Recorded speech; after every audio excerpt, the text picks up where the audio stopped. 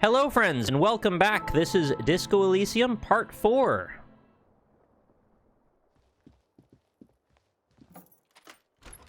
So you might remember, we went to bed. Big news. Normally you don't have to go to bed. Not as early as I did. But I went and did it anyway. There seems to be action going down in the lobby. In the whirling in rags. Well, why don't we go check into that? But we've also got to talk to our partner here. Morning. He gives you a quick nod. Looks like we can get to work at once. The union muscle turned up. They look rowdy. We should talk to them. What do you mean, rowdy? I mean ungovernable. Martinez isn't exactly enthusiastic about the RCM being here. They prefer to be policed by the union. These men here. Men who drink beer for breakfast? There's talk of an armed wing of the union called the Hardy Boys, who are responsible for state policing. I think it's them. Weren't the Hardy Boys also a book series? Also, men who drink beer for breakfast. Wow. I don't think I've ever done that in my life. I think when people are extremely hungover, they say you should drink beer again to, like, lessen your hangover to then make it through the day, but, like, I don't really want to be buzzed at the start of the day. Maybe some people do. Are these the men Garta told us about yesterday? I completely forgot.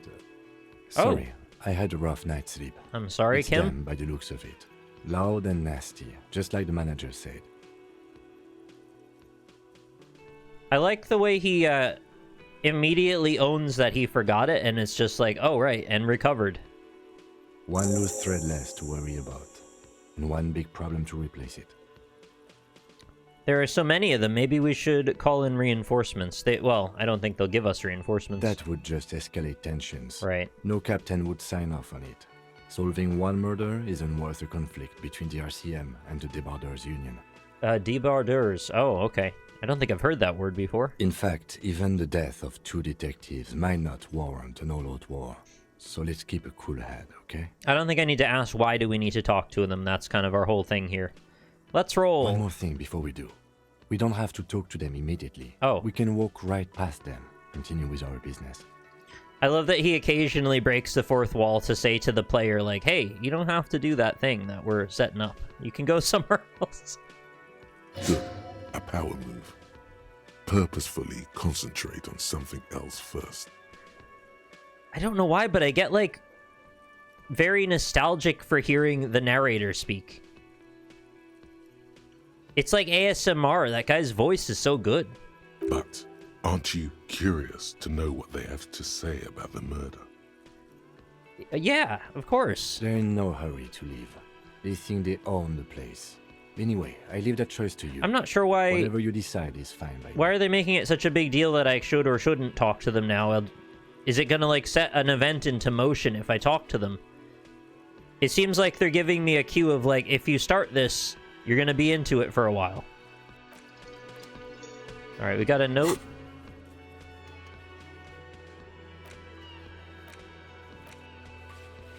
Find money for rent and pay Garta. Yeah, I've always got to pay my rent. Not really, but there's more information you can dig up that will aid you in your confrontation. Alright.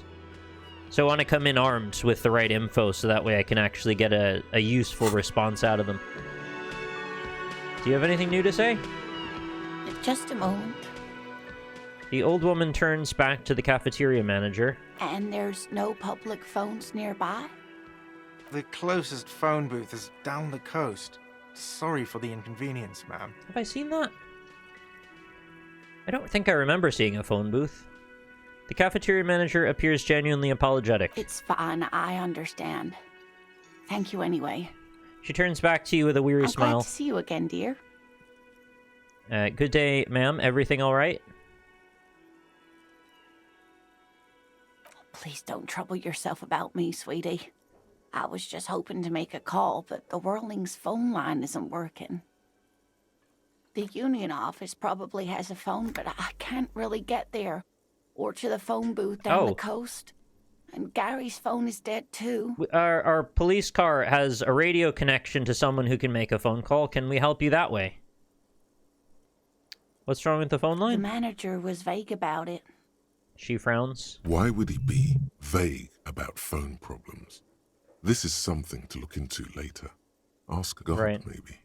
I don't really need to ask why she needs to use the phone, but that seems to be the only way out of the conversation, so I'll ask. To let the young woman who's house-sitting for us know that we may be delayed.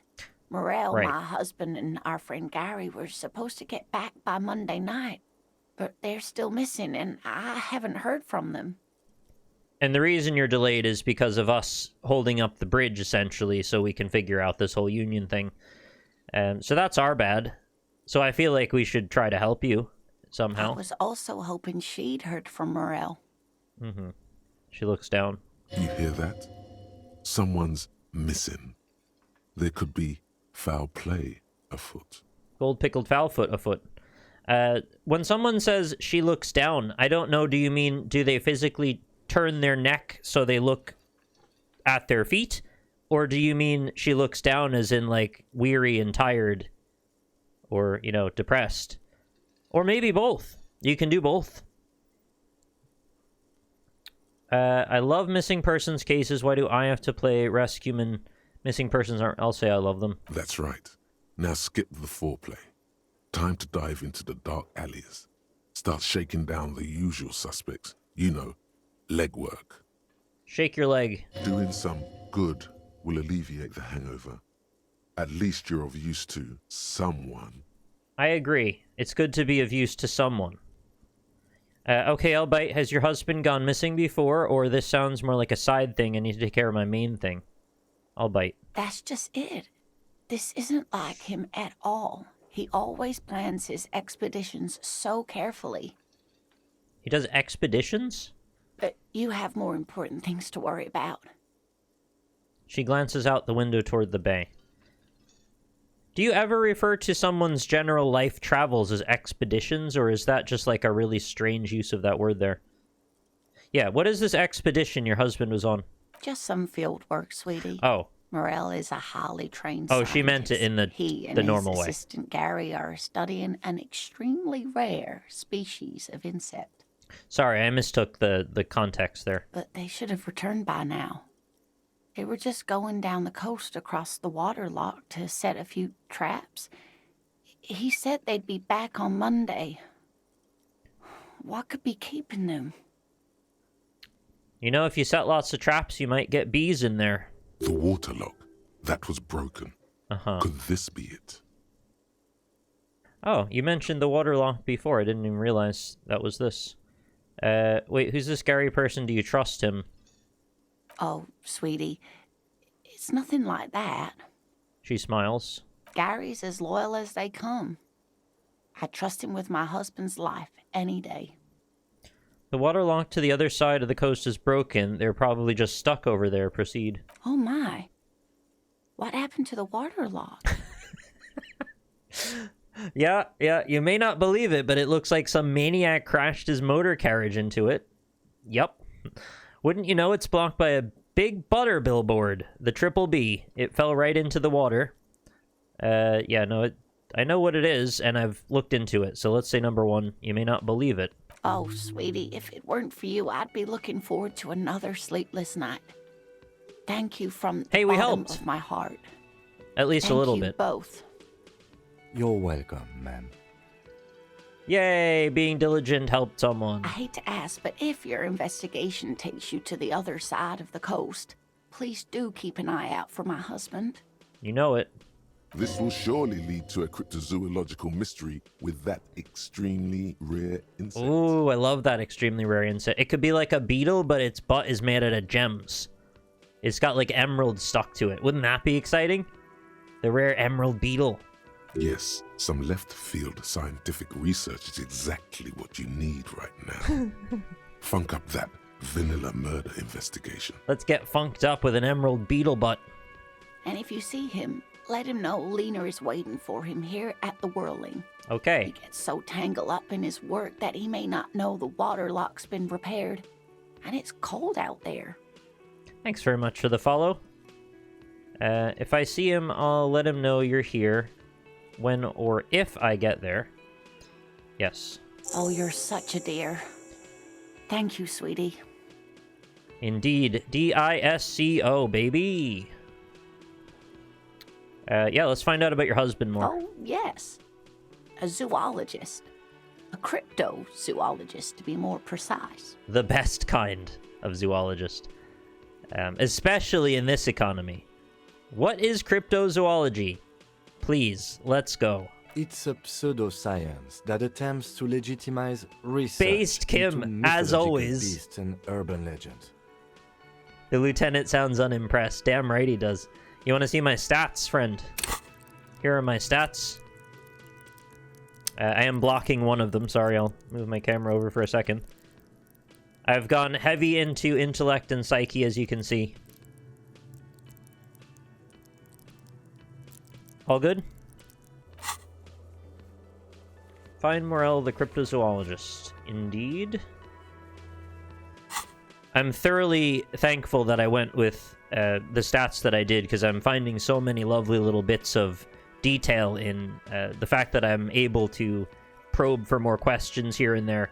Not only that, but the narrator keeps giving me little awesome bits of lore as we go. That's one opinion, yes. And people are entitled to their opinions. They certainly are. And I always hate when these moments come up. I feel so bad because, like, I'm sure she means well, and I'm sure she loves her husband, and I'm sure the both of them mean well. It is a pseudoscience, though. Like, just objectively is. But yet, you have to keep putting yourself in this position where, like, you gotta have this little confrontational moment, and it's kind of lame. My apologies, ma'am. I did not mean to undermine your hobby. Isn't it his job? It's not a hobby, dear. Yeah. It's That's very condescending, Kim. One specializing in animal species that are so exceedingly rare Yeah. that many assume them to be extinct or even fictitious. It's not like Kim to try to apologize but be more insulting as a result, but maybe that's like one of Kim's character flaws. I don't know, I might do the same thing IRL. Searching for such species called cryptids is difficult and often thankless. Yeah. And frankly, Wonder many why. scientists are too lazy to do Oh, it. because they're lazy. Universities these days are rarely interested in supporting real research. Oh, Lena, you gotta do this to me. You gotta break my heart, huh? She's completely internalized her husband's struggles. They are her own. I'm gonna chalk it up to she just really loves her husband, and that's all this is about. It's not that she really is strongly committed to pseudoscience. Assume the best. Tell me more about Morel, looks, character, your relationship. Oh dear. I'm not sure where to begin. Oh, your husband looks like something, right? Explain. Well, his expression is slightly grumpy, but Same. his eyes are always bright and curious, like a small boy's. Not And same. his palms are quite coarse from all the field work, but he's quite gentle. Couldn't be more different people. It's always a challenge to describe the person you know best in the world. It's true, isn't it? Yeah, when you know somebody really well, it's like there are infinite variables you could describe. Which ones are the most pertinent to someone on the outside? It's a tough call to make. Let's try again. If we were trying to meet him on the street, what would I look for? Oh, well, he's a bit shorter than There you go. but with a larger frame, and he has longish white hair, usually a bit Okay. uncombed. You might say wild, even. Okay. So he's got like a Doc Brown thing going on, The maybe? lieutenant pulls out his notebook and begins jotting down the woman's description. One other thing, he'll likely have all kinds of field gear on him, Yeah. even if he's not out in the reeds, just in case. That's true. At least if he's out in the reeds, he can eat those nature's hot dogs all over the place, so he'll be well fed when he gets back. How long have you been married? We'll be celebrating our 16th anniversary this autumn. Good for you. Not the most numerically satisfying Well, anniversary, still but important, though. I like the less obvious milestones even more somehow. Well, that's very sweet. How did the two of you meet? I don't know that I need to know this, really, but fair enough. By a dating agency, I'm ashamed to say. You don't need to be ashamed. I was looking to get back into the scene after recovering from my accident. And he just divorced. Never let anybody make you feel ashamed for how you've met someone you care about. It doesn't matter. So long as you've met each other, however you do, it doesn't matter at all. We hit it off, and, well, here we are. The, yeah, this is sort of outdated method that, like, there are correct and wrong ways to meet people is just really sad at this point. I don't know if it's surprising to say this, but, like, every single time people asked how I met Lynn, it was like, they were shocked. It's like, oh, you met her from online? I'm like, yeah, why? Why is that weird? It's just how people are, you know? Any community is a community, and people are going to meet each other through that. I'm very happy to hear that, Girl Glitch. Yeah, and I owe Nerd Cubed thoroughly for being the conduit for her to find me. Nerd Cubed did a video back in, like, 2014 of indie content creators that he watched. And my channel was in there, and as a result, my now wife happened to check out my videos and eventually find my stream. And we met through that. So, yeah, never let anybody shame you. You can meet however you want. Sorry, I went off on a little personal tangent there. Perhaps you'll find out more later. I think I have all the information I need. I do, yeah. I hope I've been useful. Yep. Tell me more about this rare insect. Yeah, I want to know about the insect, please. Oh, sweetie, it's fascinating. Okay. But I shouldn't bore you with entomological minutiae. No, you should if they're emerald butt details. The lieutenant gives you a sideways glance. I can't tell which way he means a sideways glance. Like, move on, don't ask, or like, I'm curious too. Yeah, I want to hear about the insect. Well, it's a phasmid, technically, but... Oh, okay, no, for sure Kim doesn't want to hear about this, because he's very not into it. That's fair. I kind of want to hear anyway, though. Ah, yes. What is a phasmid? Phasmatodia, a diverse group of insects whose bodies resemble twigs, leaves, that sort of thing. Ghost insects. Ghost insects, colloquially. Never heard them called that. I immediately thought plasmid, like the stuff in Bioshock. Stick bugs are pretty cool, though. I don't know about calling them ghost insects. Oh, yeah. Here comes the interesting. All right, Inland Empire, let's do this. Where other phasmids imitate sticks or leaves, this one's a living reed. What? It disguises itself among the reeds here on the Insular Indian coast. Wait a minute, so it's absolutely enormous? Hence its name, the Insular Indian phasmid. Perhaps you'll end up co-discovering the phasmid with us, officers. She looks you in the eye and nods thoughtfully. See, I really think she means well. This is just not something she knows how to get out of. I knew it. We're gonna be chasing made-up insects. No, with we're not. Cryptozoologists. I'm not gonna let that happen, Kim. Don't worry. It's not made up, officer. I can assure you. It is, but we're still not gonna chase after There's it. a hint of defensiveness to her retort, but also confidence. She seems to I'd never sit a tell meter her that to her straighter face, in by her the way. chair. I'm not trying to be a dick, really. It's simply elusive, so much Of so course. that most establishment zoologists doubt it exists at all. What makes you think the phasmid is around here?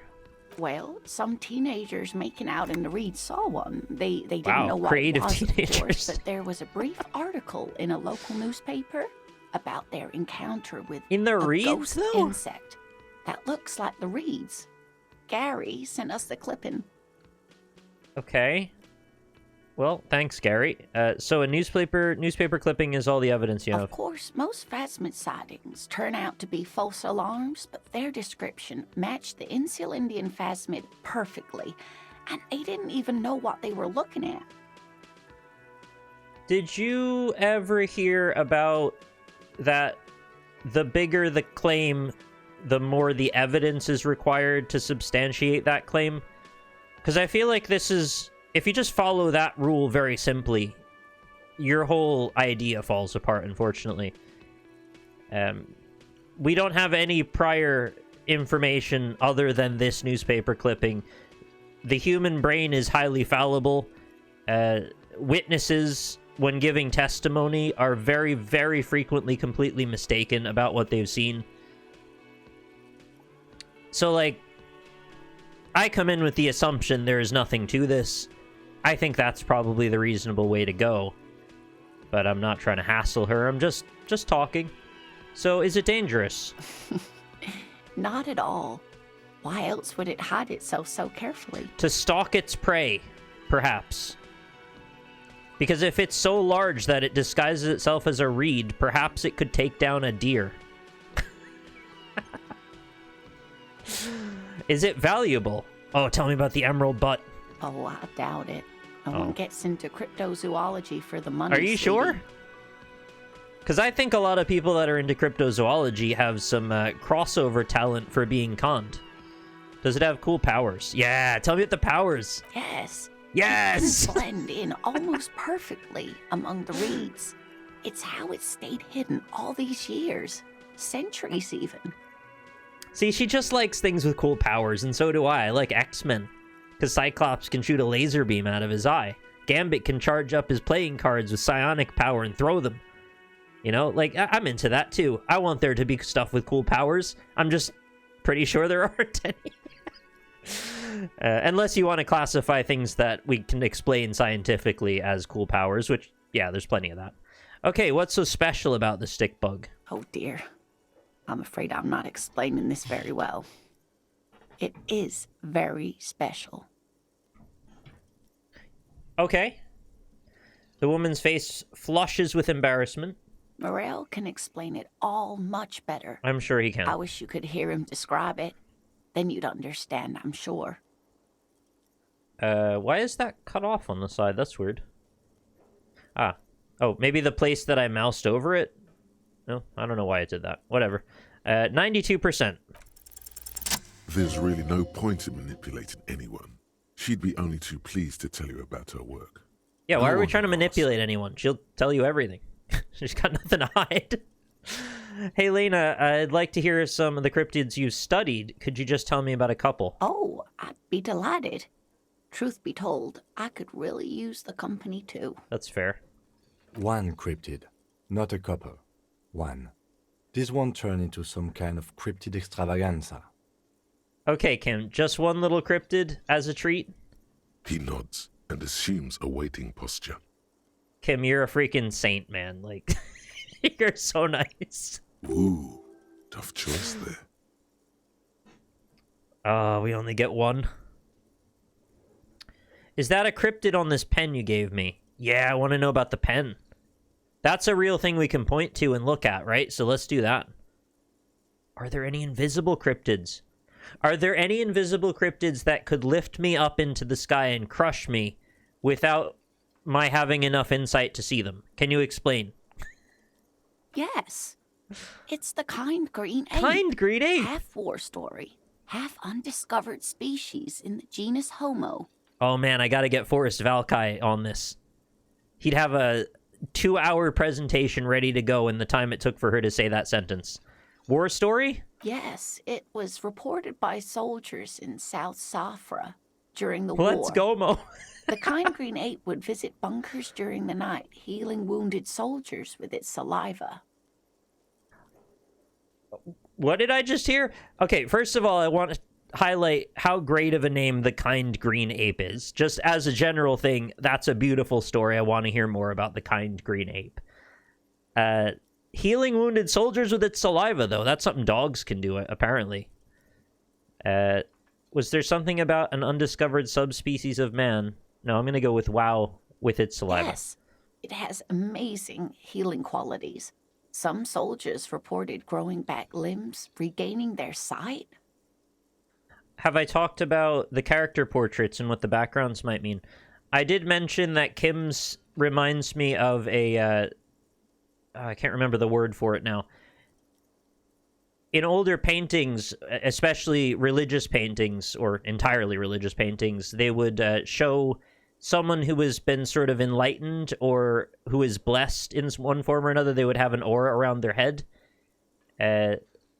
And I think that Kim's circular kind of moon look might be a reference to that. Someone else mentioned that as well, so I felt a little validated. As far as the others, I kind of don't know what to say about them yet, but I feel like there might be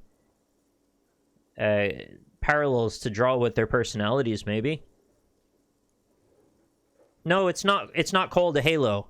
It's a different thing in art.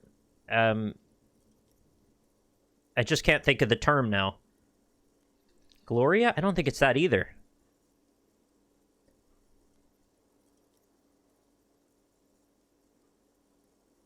Sorry, I took years of art history and all of it is gone now, and I'm sorry. I'm really feeling very embarrassed because it's something that I actually took pride in being able to talk fairly well about, and then I just kind of didn't use that knowledge at all for 10 years, and now it's gone. I'm like grasping for words and they're all not there. Sorry. Was there something about an undiscovered subspecies of man? Indeed, there is. It's our closest relative among the cryptids. Same taxonomic family, different genus. Never heard it said like that. Which is to say, the kind green ape is a species with which we share a common I ancestor. love the kind green and ape. That evolved parallel to our own, just like your partners. What?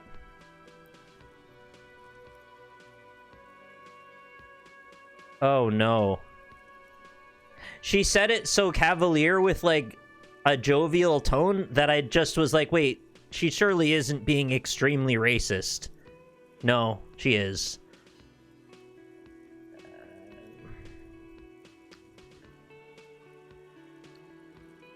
I'm sorry, I have to say number 2. I'm pretty sure Kim is the same species as us. To suggest otherwise is stupid. The lieutenant looks at you, pleasantly surprised. You shouldn't be surprised, Kim. I'm so sorry that you would think that I would say otherwise. Oh, no, I didn't mean to imply that Saelites are inferior to us. No, that's in still many ways. not better. You are superior. For example, your Okay. earwax doesn't have a foul odor like ours does. Stop.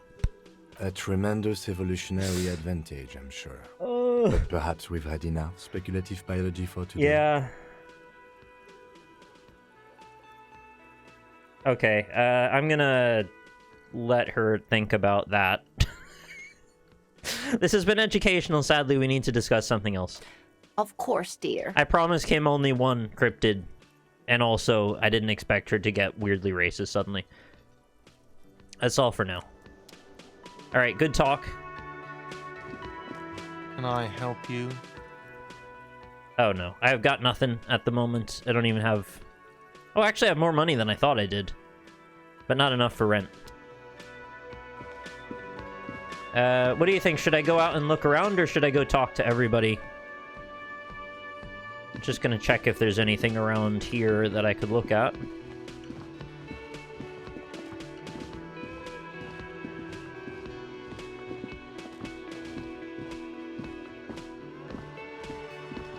Alright, I guess we're probably going in, because otherwise I'm gonna have to poke around town again. Let me handle this. The woman says to the crowd in the mess hall before turning to you. Detective disorientated. Are you still wondering where you are? Yeah, you're This the is lady that lent Martinez, me the gloves in at the case you've beginning. It sits forgotten. outside. I advise you not to overstay your welcome. Okay. Her entire character has shifted. This young woman is cold as ice. I just wanted to know more about the place before I check it out. That's normal. Yes, extremely normal. I'm not a gardener, by the way. I'm a legal counselor for the Dock Workers Union. She crosses her arms, which is always a defensive posture. Well, I guess I shouldn't say always, but it is very likely to indicate a defensive posture. You're protecting your vital organs subconsciously, is what they say. I don't know if that's actually true, or if that's just one of those stories we've come up with. I had a feeling she wasn't just a gardener, by the way she got really defensive when I pointed at the, like, what's up with the F the cops stuff. Which she might have even been the one to write, I don't know. So let's get to it. You're looking for Titus Hardy? You think he has information that will help you? Maybe he does. Okay, she points to the man on her right. That's Titus. Talk to him. But know this. I'll be keeping an eye on you. No strong arming. Nothing official. The District of Martinez does not recognize your authority to make arrests. It's a very different way that she's approaching me compared to how everyone else has. It doesn't matter if you recognize our authority. We will make an arrest if we have to. Right, Kim laying down the law. Or something. She says nothing. It's a complicated glare question what speaks the for law her. is right now. Her glare speaks for her. What's your role in all this? What if I want to talk to you, not Titus? What are you going to do to me? Why are you so aggressive?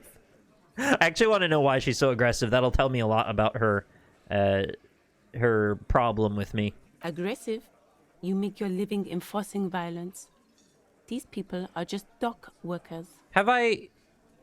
Oh, yeah, okay. I was going to ask, have I committed any violence? But then I remembered I have, like, several notches on my kill count. That happened before I gained control of my character, though, so I'm not taking personal responsibility for those. Just dock workers? Do dock workers spy on the police? We let you off easy, miss.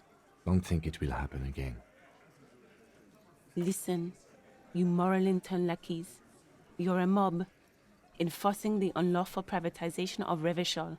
20 fat men in the Occident are stealing it all, and you're their bodyguards. What do I do if I agree with Elizabeth? Fuck yeah. The tall, broad-shouldered man takes a sip of his beer. Oh, that's Titus, right? Now, he looks a lot like his portrait. Some of them don't look as much like them. But I do think that the portraits are quite important as well. They give you some insight into them. So ask what you came to ask, or get back to your commanders. The world needs a financial buffer zone. No need to get emotional. The privatization is not unlawful. It's cool and funny. Maybe you're just not historic individual. That's like the right-wing Twitter response. And then they would put like a Pepe gif. I don't know where you heard that, but it's wrong. The RCM is principled and strong, unlike you socialists. And that's like the alt-right response. I like that. Good start. Let's take it a step further. Armed uprising. What are the union's plans?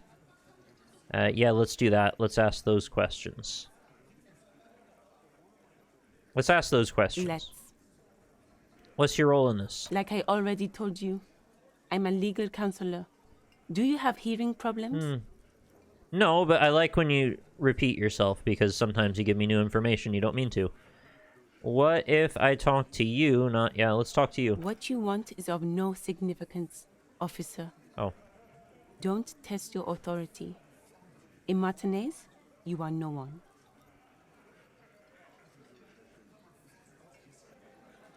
I don't know if this is actually worth mentioning, but when it comes to human psychology, it's really interesting how presenting yourself in a certain manner will create the conflict that can so easily be avoided by doing, like, linguistic jujitsu. If she only knew what my stance was on a few key things, she might have a completely different sort of disarmed approach. And that's not even regarding how much charisma I apply. When you assume the person you're speaking to is sort of an enemy combatant, right? You harden yourself and they become defensive, and the two of you butt heads. But if you simply come in as an ally, as someone who is willing to listen, it can completely change the dynamic, so it's not attack and defense anymore.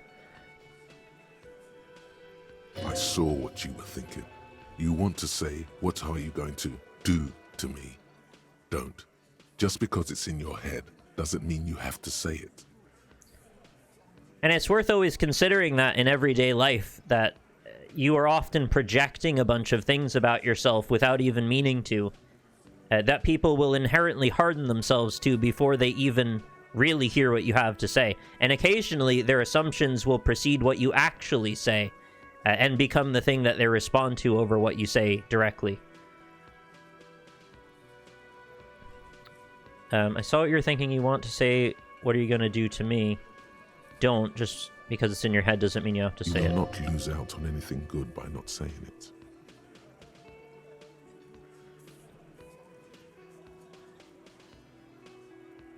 Okay, I'll just talk to Titus. I don't think escalating with her is leading anywhere. Tell it like it's told, man. Tell it straight. It's a bowl. There's spit in it, reeking of tobacco. Oh, gross. What do we have to click on? Photos? Photos of men in overalls toting guns and Union placards. Window? You see hawthorn bushes outside. Is that some sort of a cue? Are hawthorn bushes, like, representative of something?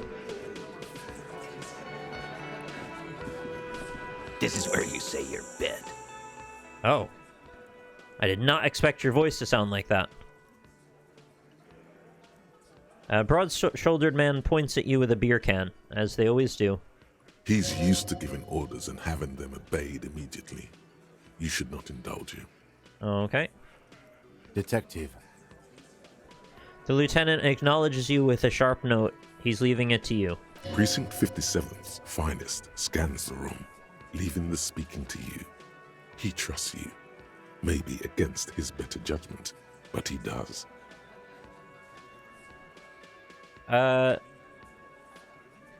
Don't say anything yet. First, we need to talk about your attitude. Probably not saying that. We need to talk about the man hanged out back. Okay, my thoughts are twofold. Don't say anything yet allows him to come to you. It means he strikes the first blow. It's your choice to be defensive or offensive in retaliation to that. So strategically would probably be a smart way to go. Option 3, we need to talk about the man hanged out back. Very direct, straight to the point. Some people that are very authoritative really seem to respect directness in that way. It might disarm him to simply say the thing I mean to say and nothing more. I'm going to go with number 1. I want to hear what he has to say first. Demonstrate a willingness to listen. Hey, dipshit. Okay. You hard of hearing or something? The boss man's talking to you. No, I feel like I've misjudged. Do not let their squeals disturb your serenity. These are but simple peasants, sire. The chatter is too inane to reach your ears. Raise your chin and gaze into the distance like a prince. Okay, I kind of want to stand my ground now. What, is he fucking kidding? This guy high or something? The little guy looks at his mates in disbelief. Hey, asshole, up here. We're talking to you. You're not the guy I'm engaged with at the moment. We are looking for Titus Hardy. Ah, all right, Kim. Lieutenant turns to the broad-shouldered man at the end of the table. All right, I guess we're going with 2 then. Oh, this is about him. A real looker, that one. Hey, Laura, thanks very much for the almost a year of 85 months. Welcome back to the quarry, my friend. You're sure taking your time, waiting for him to get ripe and pretty for you, huh? Gross. No, that's not what I'm doing. I was going to fail the skill check, so I've let him hang. I shouldn't have done that. Oh, he was a real pretty boy by now. Real hot stuff. Letting out that pretty boy smell. That's disgusting. Time Stop. to go to work in the shit factory! Oh. Oh, why did you say that? Isn't that what I said? Oh, no. Am I like an undercover cop who took on this language subconsciously? Was I working with them in the Union before I woke up here? What does that mean? Isn't that what my character said before he went to bed the other day? It was like, time to wake up and go clock in at the shit factory again. And I made a comment about it at the time. All right, well, put a pin in that. That seems important. Easy, boys. These janitors have a hell of a job cut out for them. I mean, I wouldn't go in there for $1 million. Maybe a local saying.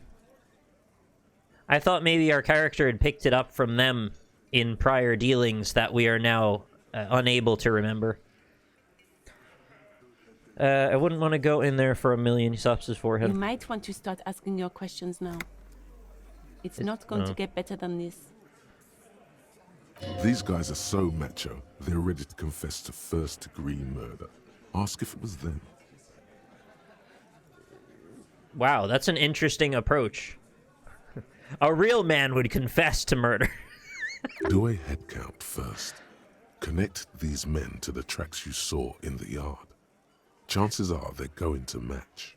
You know, I joked, but now that I think about it for a moment, that was sort of like the Wild West Code of Honor, right? If you were an honorable person, you would admit to murdering.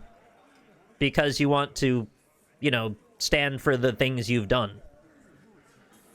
So, I said it as a joke, but, like, actually that's just true in some cases. Connect them into tracks. The man hanging in the backyard, did you do it? Scan the... Let's scan. Starting from the right. Yeah, scan the Boot room. size, 44. Blonde man, in his 30s. I like the hat. Overbearingly masculine. Overbearingly? Alright, I guess. Sitting on his right. Standard working boots. Size 45 or 46. Eldest in the room. Probably mid-50s. Smoker.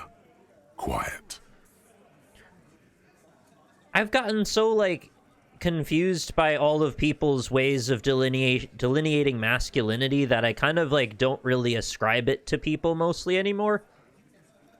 I feel like I need to talk about that for a while, but, like, masculinity is not just a thing that I generally assume. Across, at the other table, hobnailed working boots. Size 43. Gang tattoos.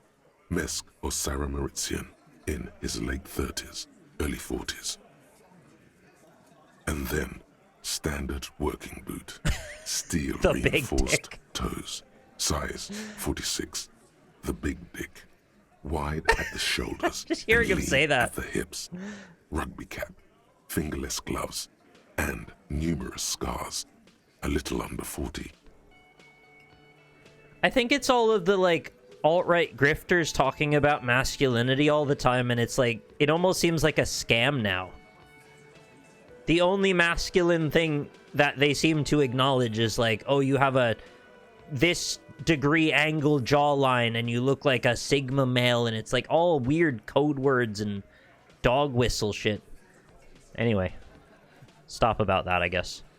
The emblem on his vest says Rowing Club. A little patch below it reads T. Hardy, Captain. Yeah. The Hardy Boys. It's nice he belongs to the rowing club. I haven't rowed in a while. In the far corner, standard working boot. Steel reinforced toes. Size 44. 40-something. Non-alcoholic beverage in hand. You squint. Is that a plectrum? Oh, good. Where? On his neck. Forget it. It's not important. It sounds important to me, honestly. All the little details are sometimes the most important. Let's call this one the musician. Perfect. And the little guy? Size 41. With the light step. Not a child, after all. An older man with a rat face, mean, watery eyes, and 2 front teeth missing. In the middle, heaving and wheezing. Big guy. Boot size 46. Deep marks. Probably carried the victim over. He alone is 130 kilos. Add the man in armor, and you could easily exceed 220. Sometimes you gotta do a little heave and wheeze. I've been there myself. In conclusion, these 7 are the actors on the crime scene. The footprints were theirs, but there's a discrepancy. One of them is missing. The odd soul? Exactly. You've stood there for about 4 seconds, not saying anything. Hit them with questions. Where's the 8th Hardy? The fuck is with you, fella? Titus is staring at you with his head tilted. I found 8 sets of footprints, but there's only 7 of you. Where's the 8th Hardy Boy? What are you talking about, madman? There's no 8th Hardy Boy. There's 7 of us, and we're all here. He sizes you up. Doesn't his voice seem like it doesn't match his image? I don't know why I keep saying that, but it seems different. Or what? You want to be the 8th Hardy Boy?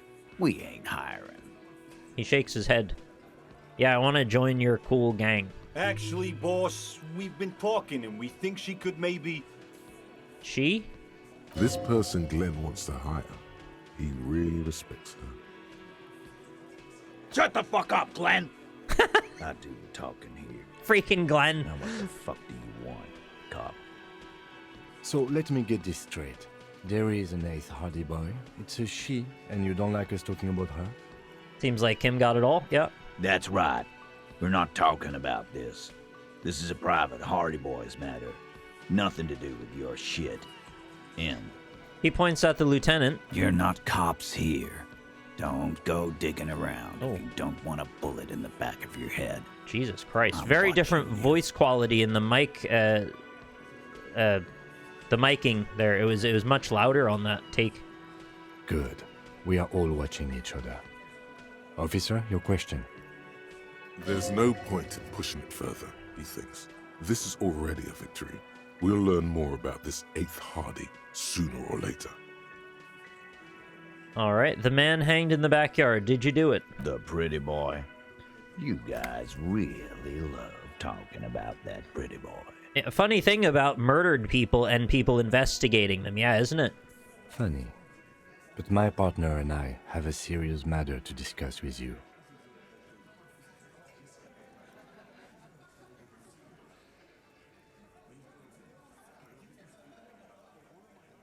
Yeah, good point, Ewan. I am indeed an American in Ireland, and there can be people in different places, it's true.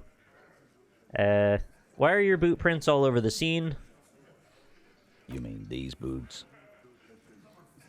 Yes, those ones. We all got a pair.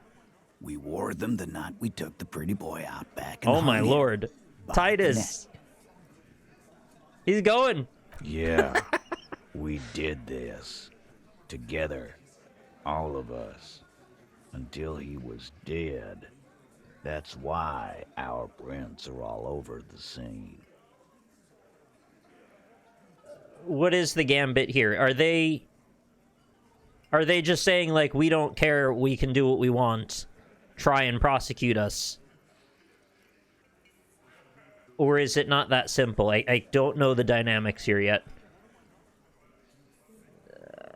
I don't think this is going to yield anything, but it does seem like that is what they're going for at face value, yeah. Goddamn right. No. These 7 honest men have equally come forth. They told you what happened so that you don't waste any more of your time. Okay. So, cool. What? All 7 together. They're diluting responsibility.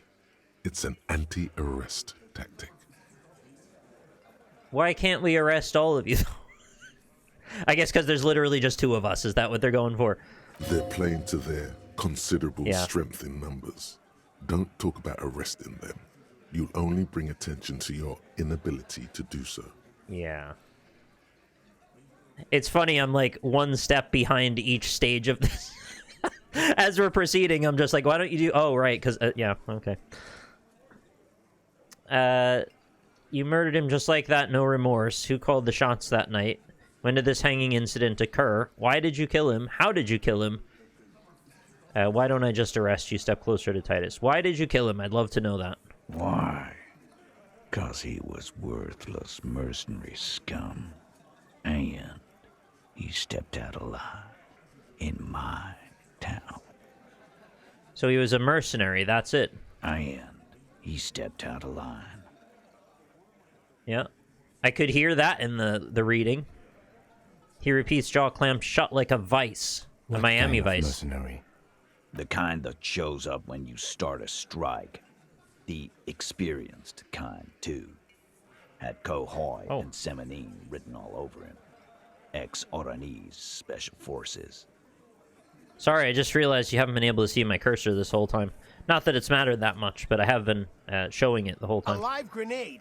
Right here in our bar. This one has a special gripe with him coming here. I can't prove it, but I know he was sent by the Wild Pines. They hire merc shit like that. Story of every strike from here to Samara. How do you even know he was in Special Forces or right, but what did he actually do wrong? Well, I would assume he's going to say the very threat of him being there.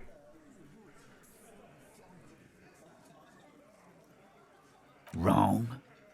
He harassed women. Oh, damn. Raped one. Harassed workers.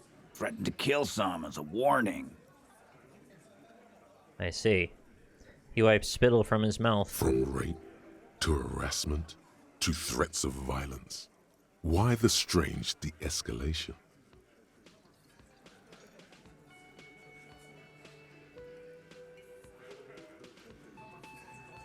I guess that's true, but I didn't really hear it that way. I was hearing it as this is the most important thing, and here are some other things he did. Oh, wait, never mind. He did it in the weirdest order, yeah. I thought the first line was that. Right. He regrets mentioning it. Hopes you didn't notice. To kill us all if we don't open the gates. If we don't let the scabs in. If we don't bend over.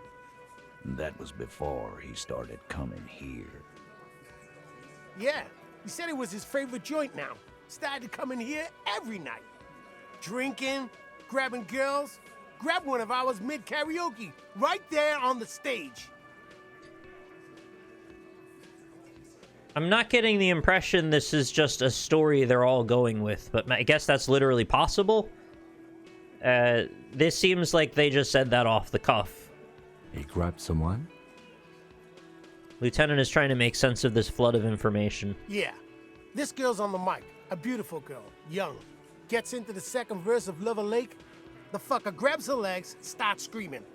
Show me your cunt! Why don't you show me your cunt? Then, he gets knocked on the head with a wine bottle. Doesn't even fall down.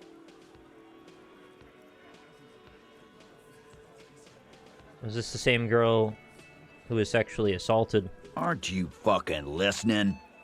My man is talking to you. He took care of it. They got the girl out before anything else could happen. Huh. Well, I'm certainly glad we had this conversation. This has been very elucidating. Yeah, me and Eugene got around. Aren't you fucking listening? He repeats like a parrot. There's something odd here. Okay, drama, what do you have? Seems like they don't want to talk about that rape Titus mentioned. Why not? This is a serious allegation. Make them talk about it. Okay. Yeah, who did that? No. You're not getting the name. That's a Martinez matter. And I'm not discussing it with you, clowns. Oh, I see, because if we were to arrest them, you wouldn't be able to kill them for it. Despite the stonewalling, you can slip one more question in. I feel like if I say number 3, he's just gonna stop talking to us entirely.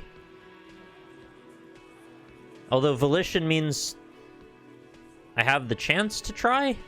I guess I wouldn't have had this option at all if that didn't succeed.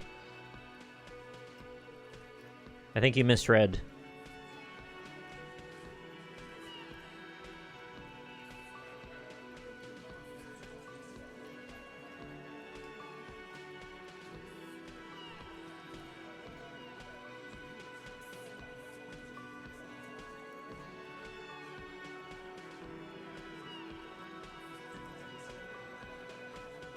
Oh, I did, yeah. Not his name, but her name.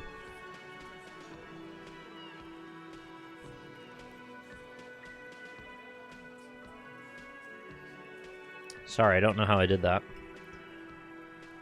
Alright. Titus, do not answer. You have been forthcoming enough. Fuck off, Carl. She's gone through enough without you harassing her too. She doesn't need more embarrassment. Okay. What are you talking about? Embarrassment. If someone has been sexually assaulted, we need to... What you need is to get the fuck out of my face. I've had enough of explaining myself to you fucks. He's dead. It's done. You hear the aluminum crack in his palm as he squeezes the beer can. As you can see, these men can only take so much baseless scrutiny. I'm doing my best to keep the situation civil, but... What follows is a slow head shake. It's true.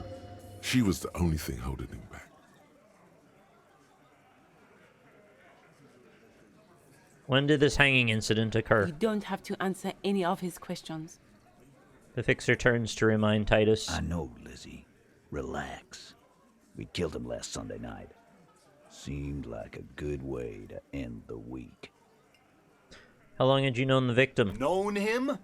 We don't associate with scum like that, asshole. Okay, sure, you don't associate with him, but, like, you talk to him. Yeah! Who do you think we are? I don't know. Quiet. He came around about 3 weeks ago when that Pines cow first sailed into town. Happy? That quiet was so, like, not as aggressive as every other thing he said. He's like, oh, guys, stop with all that. By the Pines cow, you mean Joyce Messier? The representative for White Pines? The same company you are striking against? No. I mean the Pines cow. Oh. The stupid-ass cow they sent in to fuck us over. But you know what? He rubs his chin, pretending to mull it over. Why don't you ask her about the pretty boy? I'm sure she has interesting things to say when you ask her hard enough. That's enough insinuation for today, Titus. Officer, your interview is drawing to an end. Don't waste your last questions. Who called the shots that night? Gotta know that. How did you kill him? I know already. You hung him, but... well, maybe there's important details in that as well. Because there are still some things we're not entirely sure about. But who called the shots? Are you deaf? There will be no singling anyone out. You can't arrest a Hardy boy without arresting all Hardy boys. Do you think you could do that? Do you think you could arrest them all? A shadow of a smirk passes her lips as she tilts her head. A trick question. Don't let her lead the conversation. Titus, keep addressing him. He wants everyone to know he's in charge. Address Elizabeth, I don't have to. One of them was more complicit than others. Address Titus, no, but seriously, who calls the shots around here? I do feel like he's quick to anger, so maybe you could capitalize on that to get him to say something he ought not to. Let's try it. Who do you fucking think does?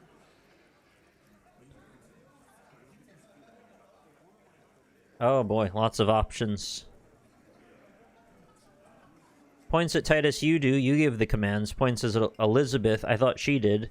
Point at Fat Angus. The biggest animal dominates the herd. I'm guessing it's the big one. Bow to the bearded man. Gangs are usually run by the oldest, most venerable member. It's the 8th Hardy boy, the one who's missing, the big dick. See, that's like a twofer, because if he wants to be the big dick, he's going to admit to it and also be, you know, caught out. And maybe we get information about the 8th Hardy boy, but I think we already know. Titus, no one was thinking. A moment of silence, the long-haired one breaks it. Titus, no one was thinking. That there's any question who's the leader. That's how he would have ended it. Titus won't let him. No, no, no. Fuck no. The big dick is right here, My God. asshole. You're looking at it. Right. Fucking here. Wow, you're really easy to manipulate. Jesus Christ, Titus. Disregard the outburst, officer. None of the boys have any comments on their power relations. That night, they acted as one. That's all. No, I think we got to the bottom of that one, Elizabeth, but thank you. All right, how did you kill him? We hanged him up by his neck until he got real still. Wasn't that obvious? Yep, super obvious, but I thought maybe you'd give me anything else, too. Didn't they teach you anything at the cop school, idiot? Funny thing about asking really obvious questions, sometimes people assume really obviously different answers about them. You're pretty sure you've had at least 2 years of cop school and many more of active service. Yeah. This is where an autopsy would come in handy. You have to work with what you know. We need more. Did you muffle him? We haven't heard any reports of screams. Titus, you don't have to clarify anything. We overpowered him, dragged his unconscious body to the tree, put a noose around his neck, and hanged him till he was dead and steady. I thought you said before that you hung him until he stopped moving, but now the implication he was unconscious already when you hung him, so he wouldn't have been moving before you strung him up. Did I get that wrong? Then we left him for seagulls, maggots, and you fucks. Make them a bit more uncomfortable first, then see if it all adds up. Ooh, that's a low risk, or low check. Cannot be retried. Ooh, I wish that was higher. Composure's very low. Can I put a point in composure right now? Love that clicking sound.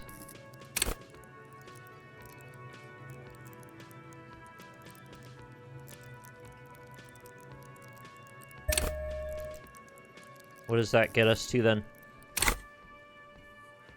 42. Seems better. I still might fail it, but it's better. You can often also come back for red checks. I think I'll take a swing. I think this one feels very time-gated. It's like a highly transient question. They're not even going to be in this place long, right? And then it's also an important question that's like a factor of progression in the case. So I think this is the only chance I've probably got at doing this. I'm not going to save scum it. You know, the truth is what happens. So let's give it a go. Fingers crossed. Titus is solid as a rock, and so are a few others. But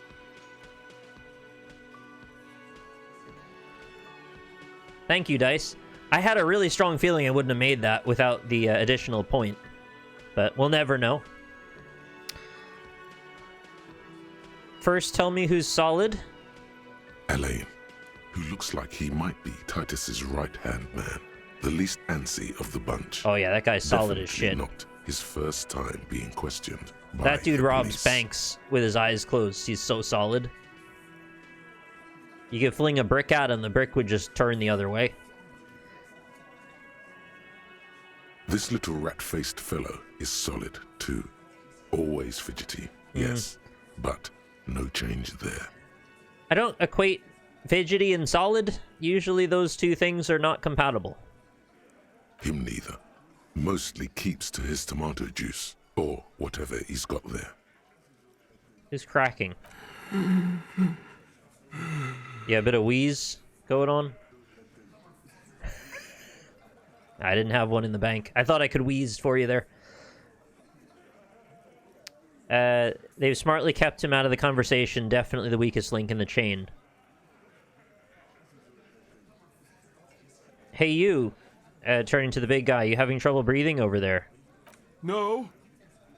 He looks up startled, his forehead shiny from sweat. A few coiled locks are peeking out from under his warm woolen hat. Of course he's having trouble breathing. Just look at how fucking fat he is. Oh, sorry. I thought when they said fidgety, like, struggling to keep his composure kind of fidgety. I wasn't thinking about it in that regard, sorry. Right, okay. Fuck off, Shanky. Angus is a powerful guy. all muscle. Yeah. Keep your eye on this powerful guy. Sooner or later, he's going to break like a piece of twig. Wait, a piece of twig? I thought you would just say a twig. Who's talking about pieces of twig? That's a unit too small. Where did this overpowering happen? Weren't you fucking listening? The fucker came to our bar. It happened right here. Cool. Thanks.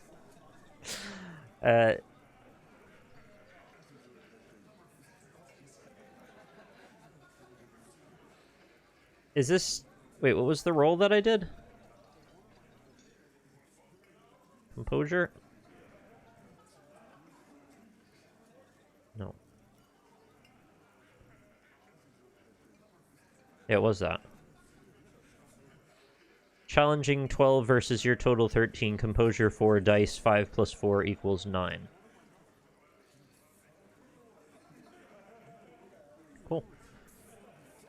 Titus lets the others clear out the details, so he doesn't get his hands muddy with explaining too much. How did you manage to overpower him? With numbers, asshole. How do you think? I don't know. You're We right, hit him with a Lizzie. hammer. I've done enough explaining here. No, he hasn't. Not yet. There's something you're not And telling me. fuck you, too, copper. Picking on Angus like this. We're done with this schoolyard shit. And just so you know, he doesn't have trouble breathing. His all-muscle comment wasn't sarcastic. He's genuinely trying to look out for Angus. Okay. This one is a stone wall. You won't get more out of them about the night of the murder. Not yet. Right, I have other questions about the Like lynching. what, copper? I think I know what I'm gonna hear if I say you murdered him just like that, no remorse, but it's free info, right? So let's hear what he has to How say. many people have you sent to the Shays? Ever felt remorse for them? Yeah, no, probably not. Chaise électrique is the method Ugh. of capital punishment in Revachol under the Coalition. During the suzerain's reign, it used to be the firing squad. I probably prefer the firing squad, honestly. I don't know, they always say that the electric chair is, like, really, really messed up. So is lethal injection, especially with what they've been doing in America. I don't know if it's the same way around the world or what when they do lethal injections. Sometimes Titus's voice is so quiet in the overall mix. I struggle with that in my playthroughs too. Yeah, his voice is a little mixed up as far as equalization and normalization goes. I agree with you there. Or send them to Reunion to rot. For 20 years. For life. He says it as if it were worse than dying. And Reunion, what's that? Or, yes, but these were all bad people, criminals, the scum of the earth. Or 3, look, I'm just doing my job, that's all. Or 4, what we do is different. We enforce the law, you just kill people like it's nothing. Or 5, honestly, I drink so much I can't really remember anyone I've sent behind bars. I'm almost tempted to say that just to see what they'll say in return. Well, tell me about Reunion. The River Esperance Correctional Facility, a military prison run by the Coalition. World building. Dubbed Reunion by the inmates. The origin of the name is unknown. If I could tangent for just a moment here, since it's sort of relevant, Lynn and I have been watching The Walking Dead, and we're on Season 3 now, which is the prison season, as you might know if you've watched that show. They basically take over a prison overrun by zombies and find that there are still inmates trapped inside. Some, not a lot of them, that were in the cafeteria. It's a set of like 6 or 7 of them. So it very quickly becomes obvious that a few of them are very violent and then a few of them aren't. And I remember the first time I watched this when the show was still new, and Rick and the gang treat them really rough. The ones that aren't violent, I mean, because the violent ones kind of get killed pretty quickly. And I remember thinking to myself at the time, like, oh, well, they were in prison. They probably deserve to be treated badly. And in reflection, I'm like, man, that was a really shitty thing to think, because there's a lot of reasons people end up in prison that are not really above board, and like there's a lot of innocent people in prison, and there's a lot of good people in prison that did nothing particularly wrong. And I really regret that I thought that way at the time. I think it's better to give people the benefit of the doubt until they're proven otherwise. And it's like, the one guy was, like, super cool, like, super nice and friendly, and he, like, really wanted to help people, and then he ends up getting freaking shot while he was trying to help someone. It's like, why was I such a judgmental dick? There's another guy in the non-violent group that wasn't as good. He's not great at all, but... yeah, I'm speaking specifically of that other guy, though. So, the River Esperance Correctional Facility, dubbed reunion by inmates, the origin name is unknown. Look, I'm just doing my job. What we do is different. We enforce the law. I guess I gotta go with 3, but, like, I don't know. They all kind of feel a bit wrong. But you see, a lawman, is something people agree upon. And here in Martinez, we agreed that this man had to die. I see. Yeah, my 2010 brain was, like, really different to my current day brain now. There's a lot of stuff that I was remarkably naive about that I thought I wouldn't have been naive about, but, like, really, in retrospect, I was.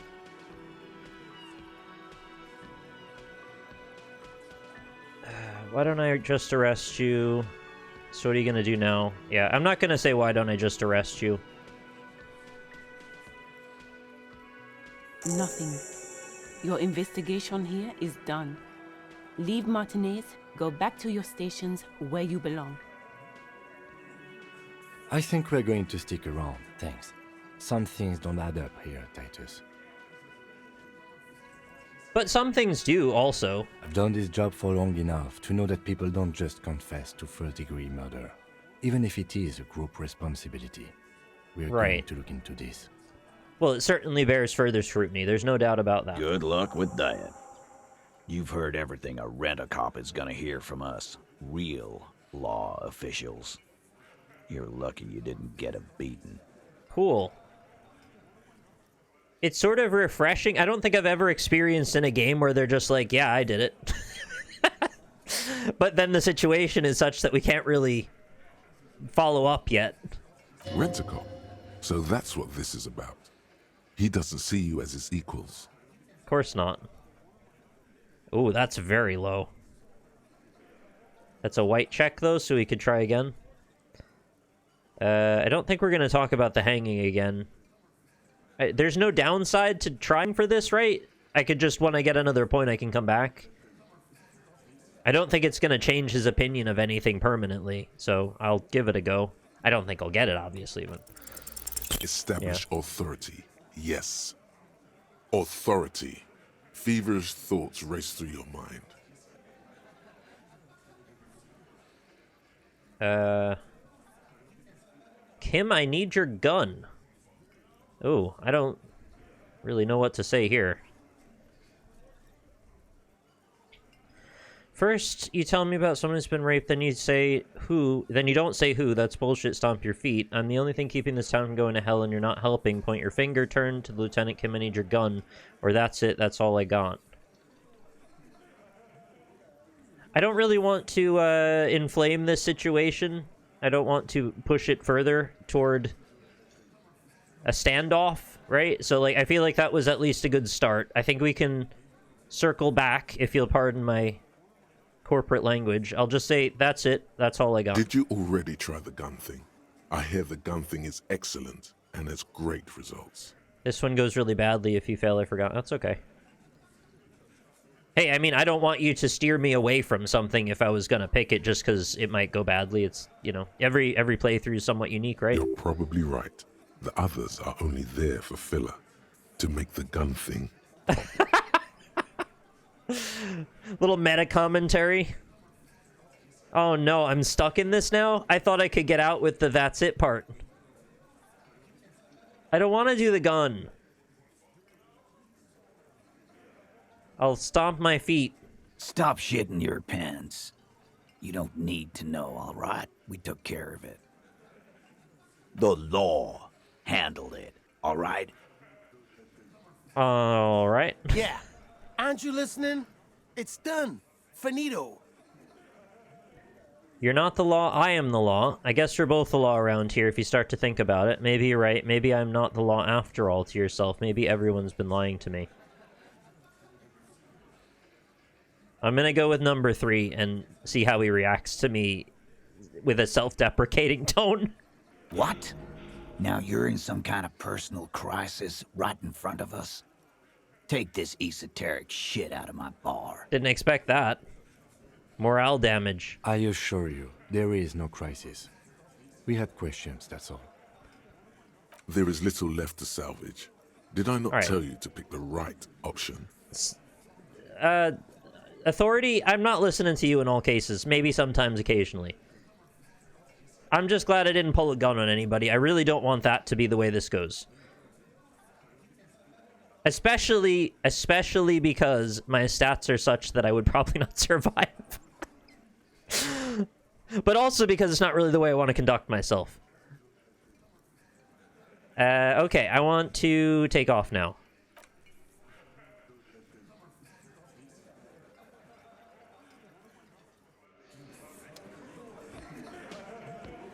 It's actually quite helpful to see when a certain aspect of your personality decides to take the wheel, and it's like, authority says this. Once you classify it as, well, this is what authority is saying, you can go, oh, how do I feel about authority in general? How much do I want to let that dictate my personality? Or do I at all?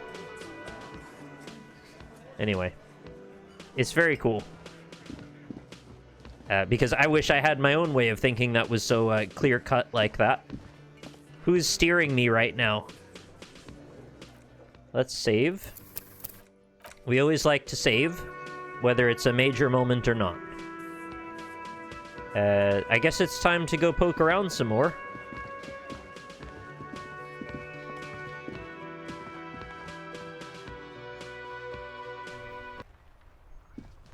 I hope that was at least a somewhat interesting exploration of that conversation. I guess a lot of it is going to be similar ground every time. So there's not that many options in it. Prove your authority to Titus Hardy. You have to gain authority in Titus's eyes for the investigation to advance. Soften him up first. Maybe investigate the crime scene or the body. Look for a witness. Get help from the union boss or the company rep. Tie them to any other crimes. Talk to Titus and establish authority in the Hardy boy's eyes. Got it. What's the map have? Oh, maps are not available at the moment. Gotta go get one. Composure Legendary. So, I guess I'll refill my morale, because why not? And I think it's time to take a stab at looking at the body. If we could.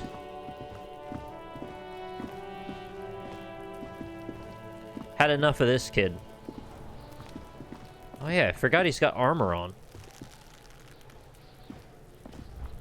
There he still is, looking right through you with his white eyes. The body below is entirely dedicated to that corpse smell. Emitting it is all it does now. Yeah, so like, I saw this skill check and I went, oh, that's impossible. There's no way I'm going to pass this, so I just never attempted it. But I fundamentally didn't understand that win or lose, sometimes you still have to push through them. I thought maybe we come back when it's not very low, and that's just not going to be possible, so let's fail this. The smell is repulsive. It pushes in from your mouth. No, I get that now, Happy Porcupine. I didn't get that the first time I looked at it, though. More fever than odor. It fills your mind, flushing you from within. I've learned a tremendous amount about how this game works, although I still have plenty to learn yet. My general outlook in games is like, you don't really want to attempt something until you know you can win it, and, well, that percentage is really, really low, but yeah, I get it now. Try to walk away or let it out. Let it out.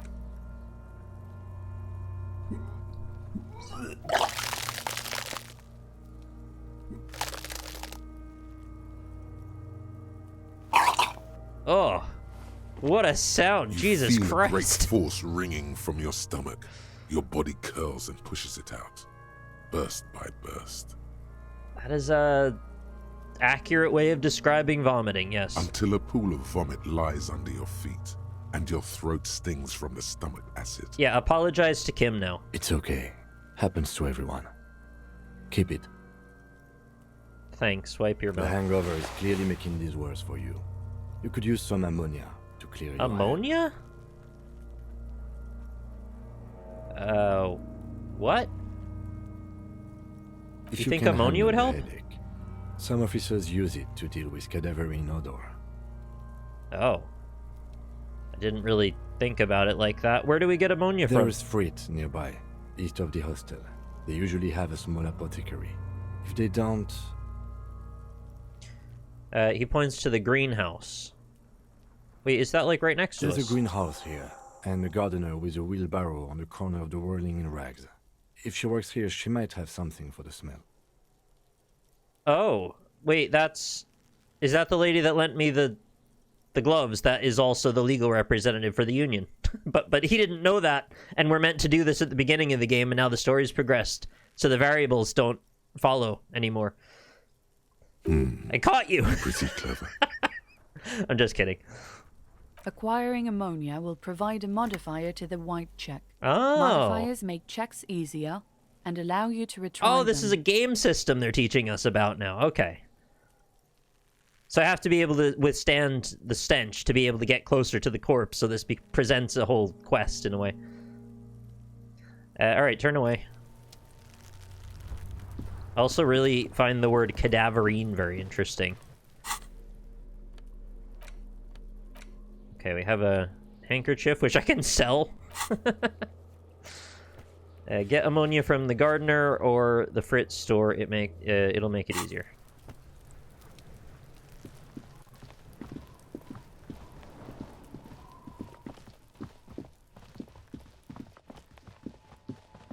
Yeah, they definitely expect you to pretty much right away go over to the body and have that exchange.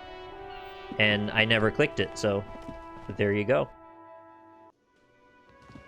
Okay, here's a surprise. I'm here to talk to you about something unrelated. I've got nothing to say to you. Oh Why no! are you wasting your time? Oh no, she doesn't understand. Unless I'm talking to the wrong person. Are you the Hardy girl? I am not. Oh. You could be Liz. You could be anything. You could even be a model. Cool, Glenn. Even a mod? Glenn, I went to law school. I am an attorney. Okay. So you do not exist with the capacity to address my problem, so...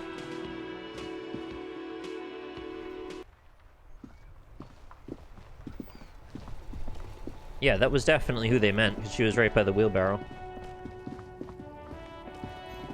So then that leaves us with the Fritz store. Maybe that the fact that there are two options is specifically to deal with the fact that this could be a soft lock otherwise, right?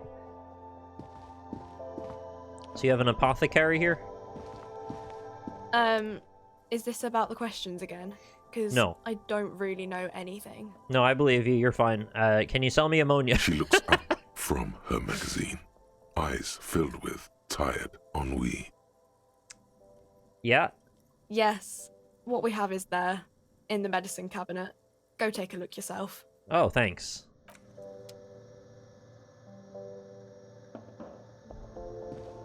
You see several packaged raincoats fill a low shelf beneath a display of croissants and juice bottles. The raincoats are transparent, except for the big Fritta slogan on the back. Fritta. Yeah, what's that? Explain to me the concept of a raincoat. What is what? She's it's so a raincoat. done with me. If you want to buy one, then it's only 4 real. She taps on the glass counter. The raincoats patiently await purchase. Fair enough. I don't know that I need a raincoat. I do need this, though. A small cabinet on the wall is filled with various medicine bottles, nasal sprays, and blister packs. They all bear the Saint Baptiste Am I supposed to be able to see it from here?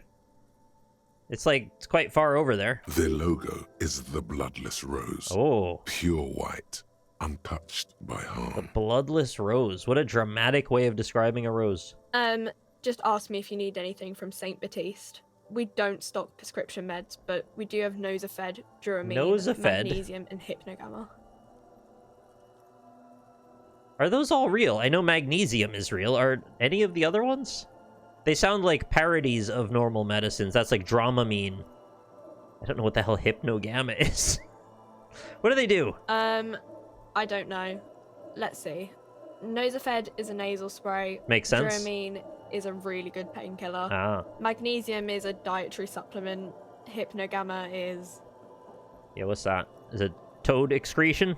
I don't really know what Hypnogamma is. I guess it makes you feel less shit. It's recommended to use after lots of partying, studying, or exercising. She's so English. Can you be a little more specific? No. Sorry. I'm not like a doctor or anything. Okay. Nosafed heals +1 health. Oh. Duramine heals +3 health. Magnesium heals +1 morale. Hypnogamma heals +3 morale. Tell me about Saint Baptiste. Saint Baptiste. You know, the pharmaceuticals company. She nods slowly at the cabinet. Saint Baptiste Pharmaceuticals. The one that sells meds out of Saint Baptiste. That one. There. Every single thing she says makes me feel like a total idiot. She is right. Saint Baptiste, kind of deserved it there, though. Derives its name from Saint Baptiste, the city. Yeah. Itself so named because that's what it is. A rare case where that really is the full etymological history. As you know, far the as Haitian man with the anyone grenade knows, launcher that keeps at your team least. alive because of drone. It's an Overwatch joke, sorry. I will take ammonia for $1. Okay. Don't, like, overdo it or something. Okay, I won't, I guess. Or something. Bottle... Oh, it's an ampule.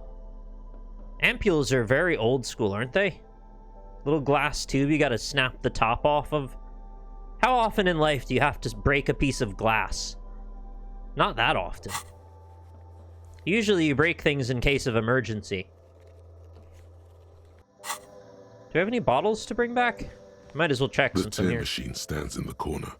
A sign says, 1 bottle equals 10 cents. I have the bag, but no tear? No. You need tear to use the tear machine. Ah. Never heard it called that before.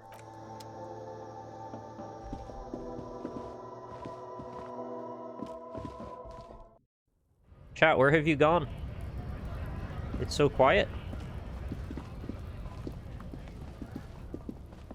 No targets to click on here. What's this sign say anyway?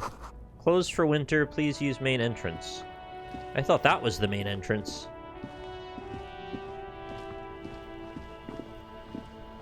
No, I guess that's the side entrance. It is a weird spot for an entrance, being like directly on the street. Hey, Goofendorf. Thanks very much. This game is like a movie. It is, yeah. Or a really well oiled novel. You gotta oil your novels. Okay, we're gonna use ammonia. Do I have to do that first? There he still is, looking right through you with his white eyes. Yeah, I think I have to do that the first. The body below is entirely dedicated.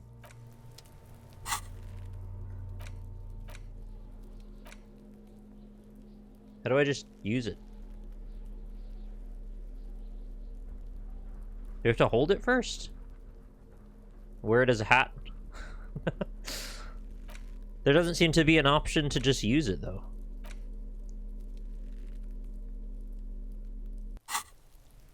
Maybe it'll come up when I try to do this. Looking right through Oh, you +1 with has his white ammonia. eyes. The body below, the ammonia only makes it worse. Oh, the no. combination forces tears out of your ducts. You manage to keep it in once. The second time, not so much. When the vomiting is done, your cheeks are wet with tears. It's not fun to have wet cheeks out in the winter snow. Spit and say nothing. Are you okay, officer? Kim, you're so composed. What's your secret? He's giving me heavy rhythmic pats on the back. The weight is reassuring, like a krenel on solid fortification. Pat, pat, pat. I don't know what a krenel is, but it sounds like a sturdy cat, so I'm for it. You find a nice round orange cat and you pat them on the butt, and they love it. You're facing tough odds here. It's aggravated further by alcohol withdrawal.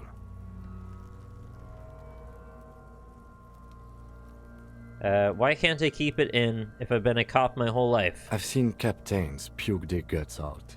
It never gets easier. You never get used to the smell. Every Monday is cadaver day. Throw up, investigate. Throw up, initial autopsy. Throw up, baguette. That's awful.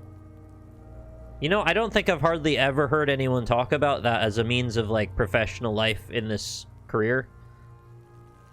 That they're constantly throwing up. And it must be true, right? There's no way you just get over that. Then drive to the station. Maybe throw up on the way there if you didn't bag the thing tight enough. Krenels are the ridge things on castle... Oh, crenulations! I didn't put that together. Yeah, I gotcha. Drive to the station, maybe throw up on the way there if you didn't bag the thing tight enough. Oh, I am curious why he seems to be fine. I think I've lost my sense of smell. Oh. COVID? A white lie. Novid. Not being hungover helps too. Ah, yeah, that could be it. I don't want to do this anymore. I don't want to be a cop. Can we do something else? Do it without me. I can't keep it down. No. This is a two-man assignment because it needs 2 officers to complete. I need your help. What will I do then? You need to get your shit together. But I don't want to get my shit together. Okay. We should go talk to the locals. Find something else to do while the wind changes. It's pretty bad right now. Okay, so it's not me that's like a massive failure. This is supposed to be a difficult thing to solve right away. You've gained a thought. Oh, when good. This dialogue is over, I love go to your those. thought cabinet and internalize it for special bonuses and effects. Also like an orange cat. They have a thought cabinet and they move it around. Give it half an hour. Get yourself together. Then come back and have another go. Oh, so we're just gonna brute force the cadaver?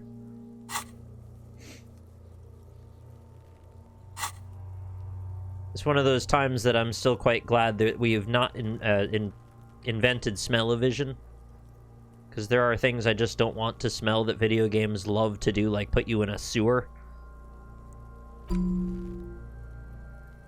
Mazovian socioeconomics.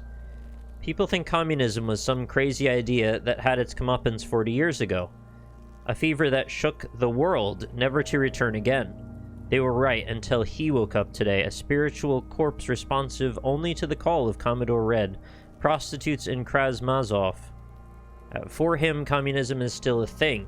He will single-handedly raise the commune of O2 from the oceanic trench where it has been resting, covered in ghosts and seaweed. Imagine being covered in ghosts. He is the big communism builder. Come witness his attempt to rebuild communism in the year 51. Okay.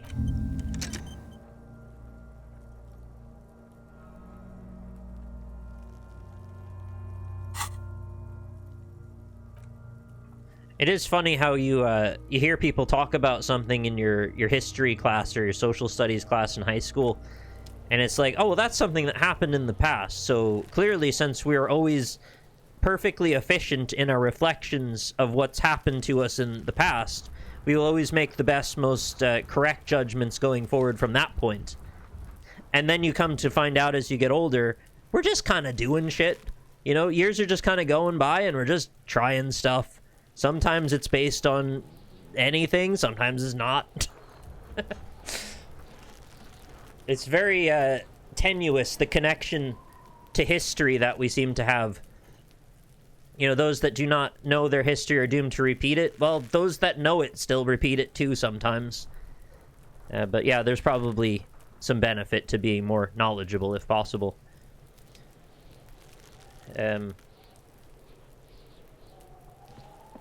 Yeah, I thought we had, like, solved that whole civil rights thing.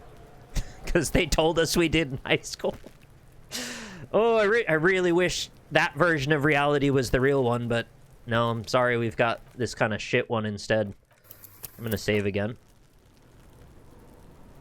History is a story that people tell themselves to make sense of their place in the world, and that capacity is not unlike myth. Very wise words. I've never thought about a connection that history is sort of like myth, but yeah, it's sort of like a mirage that we like to quantify into a snapshot of reality, but it's sort of a snapshot we can never quite touch, if that makes sense. Right, so I can't approach the corpse. I've already got the ammonia. What was the skill check on approaching the corpse again? There he still is, looking right Endurance. through you with his white eyes. The body below is... I probably have a point still to put in.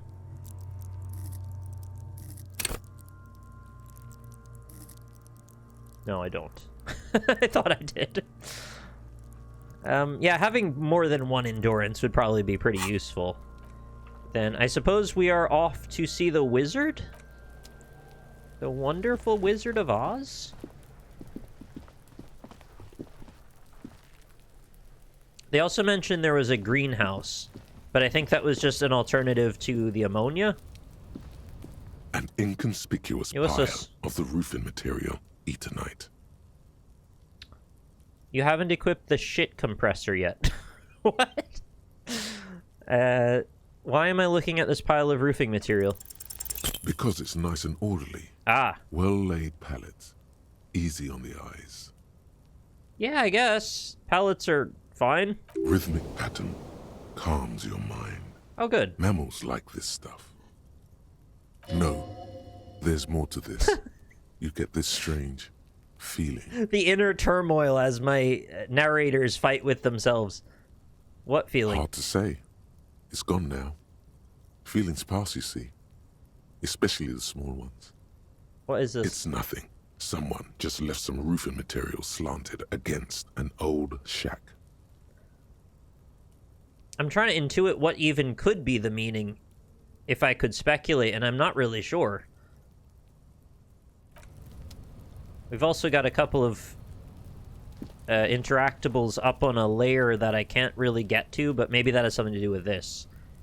I don't know how you get up there. It almost seems like we could, like, jump across the rooftops or something. Yeah, I'm pretty sure that's a walkway. It's a little dark up there, but... there's a lot of interactable stuff. The door to the greenhouse doesn't seem to be a thing. I've been back there, but I didn't really explore because I wanted to save that for later. It looked like there were a bunch of things to click on. Maybe I could go there, or maybe I should go talk to the union folks at the strike.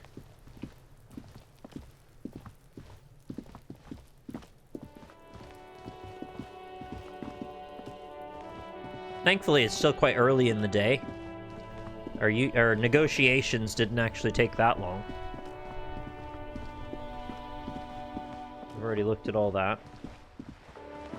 Do I know you? Working class woman. You see a sturdy woman humming to herself. She seems to be browsing books. A good one? Points to the book. Yes? Hello? She nods, her attention fully focused on reading. Who are you? Me? No one. I'm just a working class woman. That's not usually how people talk about themselves. She doesn't really want to be disturbed that much. That's fair. I hate being disturbed myself, so I understand. If she's such a working class woman, why isn't she working? What are you doing? Looking for something to read. She reverts her attention to a worn-out paperback. Good. Nod. It is. I'm a policeman. I know you are. Do you need the help of a policeman? What with? She tries hard to focus on the book stand. This citizen thinks she can do without your assistance. Don't buy it. They all need help. That's all for the moment. I feel like I'm just badgering her for no reason. And returns to her reading. Okay, enjoy your book.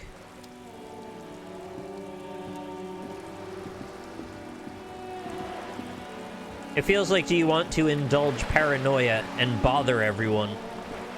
And then slowly you become the thing you hate?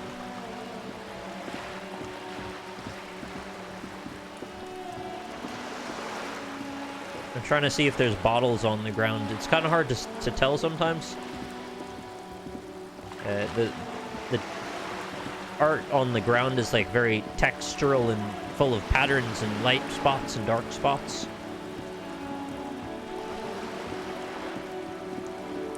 Anyway, I think we're meant to go this way to get to the backside. Yeah, there may still be bottles here I didn't touch.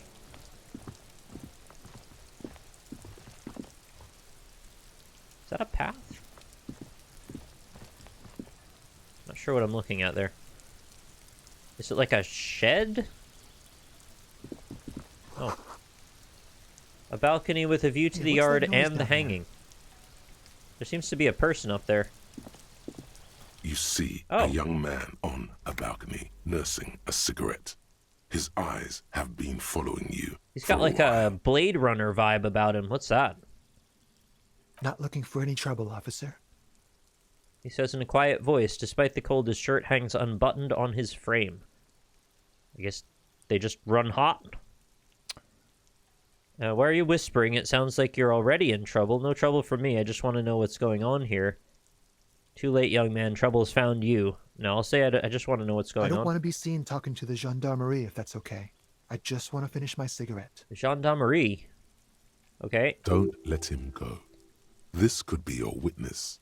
The balcony has a great view of the whole thing. Actually, the gendarmerie really needs to talk to you. Is it really that important? The Jean-Claude Van Damme, adjusting his shirt. All right, but make it quick. Once I finish this cigarette, I have to run. Looks like you've got a good view of the Whirling's backyard. Can you tell me anything about the hanging, or can you tell me your name? My name? My name is Martin Martinez. Wow. That must be so convenient. Double name. That's definitely not his real name. You're not actually called Martin Martinez, are you? No, of course not. No, of course not. Could you please lower your voice? Oh shit, it's John Revachol. He scans the courtyard. It's silent like the bottom of a well. Every sound captured and reflected back. They're doing a great job at painting the atmosphere through that. Ask him again. I also really like this very subtle rain effect in the background that's much stronger, and then the lighter rain towards the camera. That's kind of how rain actually tends to look when you look at it. Listen, I really need your name. And I really need to finish this cigarette. He replies with a subtle smile. Okay. But he hasn't left yet. Looks like you got a good view of the Whirling's backyard. I'd even go so far as to say that the view is a little too good, my dear gendarme. Oh no. Do you have an estimate of when the body will be taken away? Look, I can't go near it without puking. I will remove the body as soon as possible. Now tell us, where were you last Sunday? Oh. You asked me that, didn't you? He waves lazily with a cigarette. Wait, is someone else investigating the lynching? Did you look at Kim? No, not you two. Some more muscular type. What muscular type?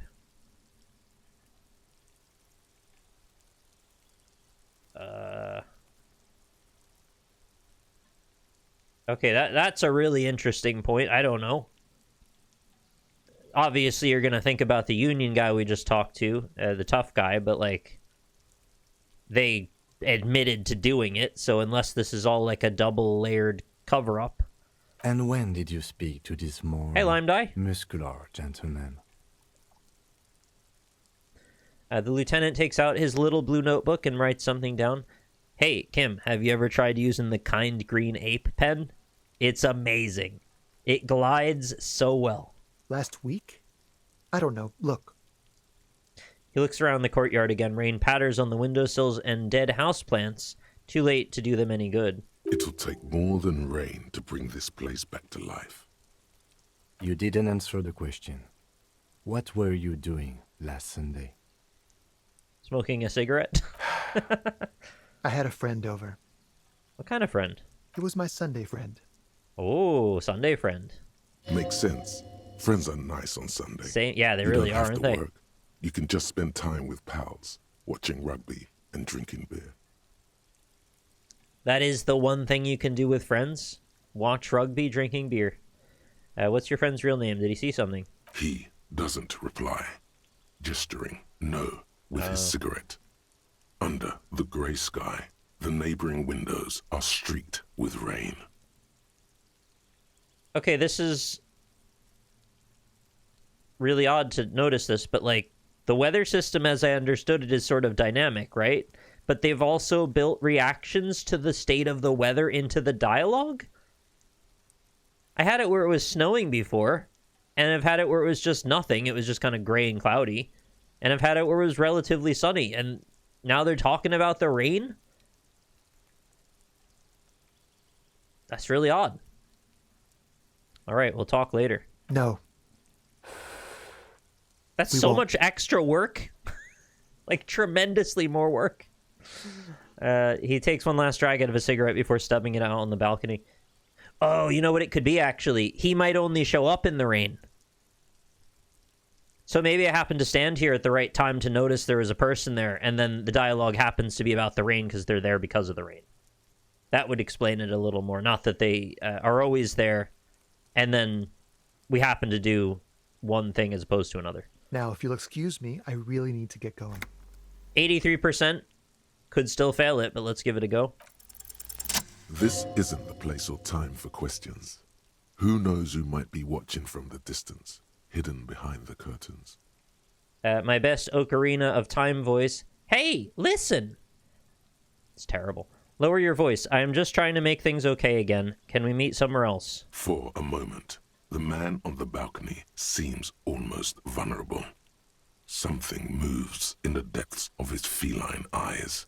Compassion and a hint of understanding.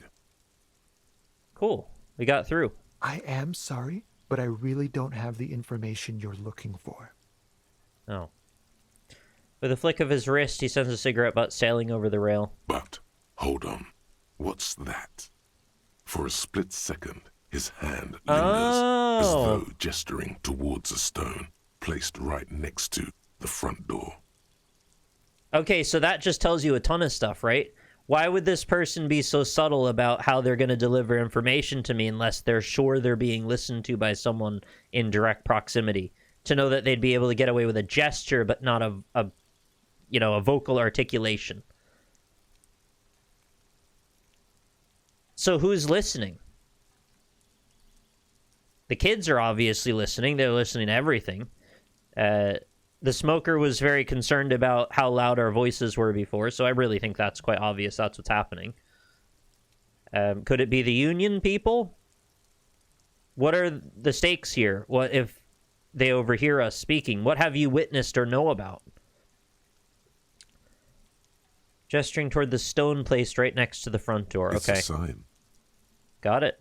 Good luck with the investigation. Okay, thank you. I appreciate the help, as subtle as it is.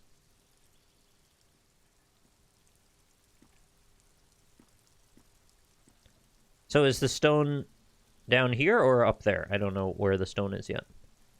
We'll see. Yep. He's gone.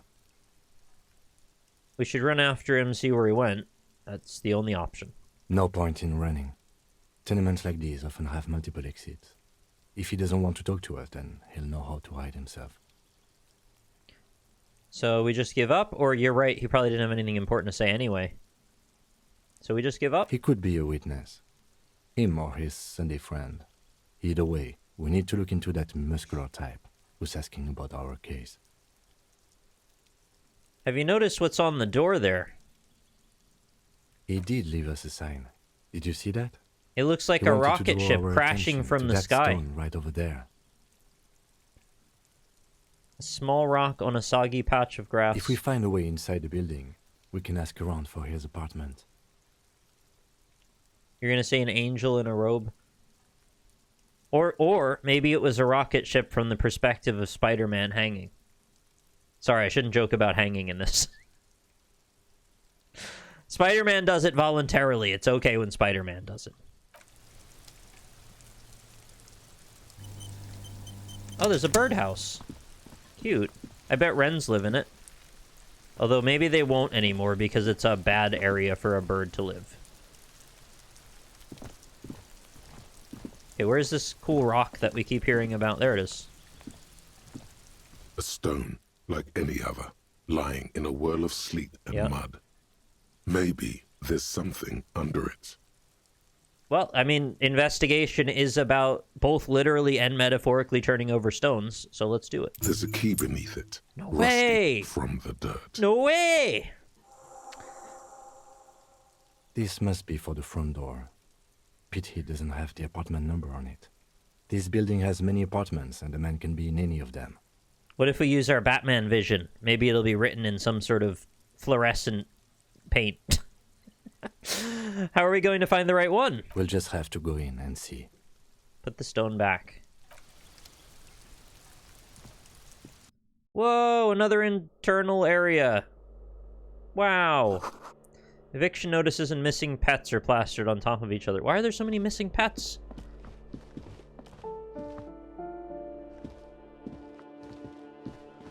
The balcony. Oh my god, we're moving up in the world. The breaker box is full of cigarette butts and electric wires. This also for cigarette? Oh, money. Thank you. That's all we've got there. What's this? Air conditioner?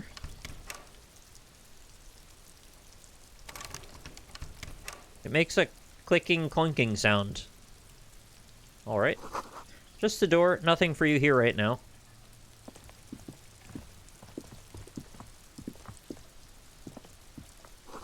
Someone's growing rosemary, thyme, and a cactus. Well, the cactus is the nicest of the three of them, I'd say. Door number 28, a door to be remembered. This is the door to apartment 29. Complete silence. Whoever lives there is not home.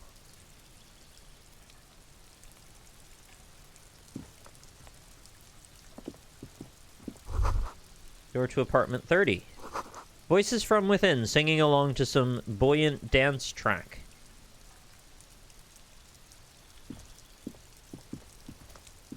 What a strange way of doing... Like, you can't see where the path is at all.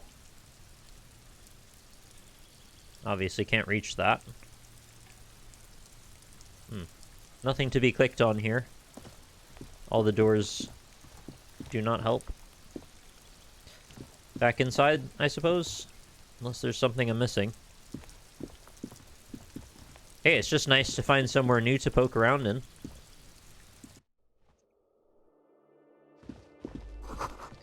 Box is filled with cleaning chemicals, smells of laundry detergent. There's also cool glasses. The Auditor. Wow. You met a mysterious stranger smoking on the balcony of the apartment building north of Martinez. He knows something about the murder. Find out where he lives and question him again. Ask around for his apartment number.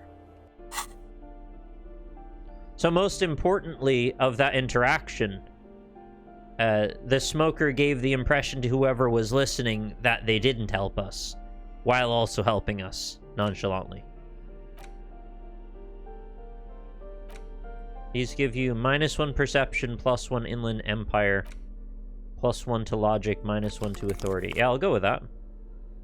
I don't care about authority. I'm sorry, cop. What do I have to be authoritative about? Is that a Slipknot poster? An old shoe rack, boots, sneakers, and old slippers. That's the clown one. Or no, not the clown one, the Pinocchio one. He used to hit kegs. Alright, what do you say? Apartment 12, a loud rumbling snore comes from within. People are always sleeping in apartments, isn't that weird? You should go in your apartment and stay awake all the time. Moss crawls on these bathroom tiles. Actual moss! Like Kate Moss? I got the Commodore Red. A classic game system for communists. +1 to physique, -1 to morale. Glug, glug, glug. These shower curtains are covered in some sort of slime. Great. It's slime time. Ooh, money.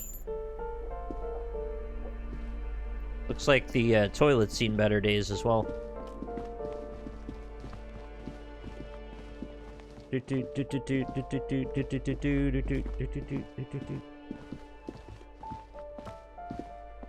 What's this? Someone has drawn a 5-pointed star on the wall. Yeah, so when all the cool kids were drawing cool S's, I was sitting there drawing 5-pointed stars. I want it to be different. Oh, money. I drew the cool S too, though. Closed with a padlock. A chalk-drawn number on the board says number 11.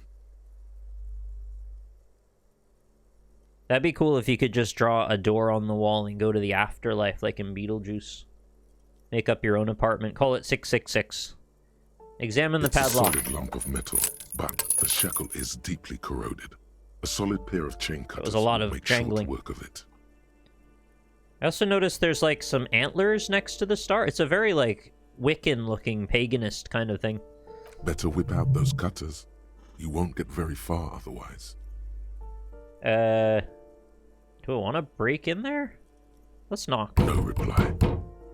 Okay. It's an option. Let's keep looking. We'll turn around and come back later. Ooh, more money. We have enough to pay rent now. Yay! It's like busking as a cop. You just roam around until you find enough to pay your bills. You hear someone walking around inside, rearranging the furniture. The number on the panel says 10. 10. Oh, does that mean we're next to number 9, where we can be inside number 9? The walking stops abruptly, but no one comes to the door. Yeah, I mean, Zoomers right now never answer their phones, and the generation after them will never answer their doors. Me included, probably. You can feel tension on the other side. Is that a thing you can do? Feel tension through a door? A poor communard, from the looks of it. The room is barely bigger than a closet. Who is this? Demands a female voice, wary and tense. This is the police. Do I have to open the door? You hear the clacking of heels again as the other side walks right up to the door. Her tone is now getting a defensive edge. Do you have a warrant? I'm not obligated to open the door if you don't have a warrant. Damn right. Know your rights. Let's go.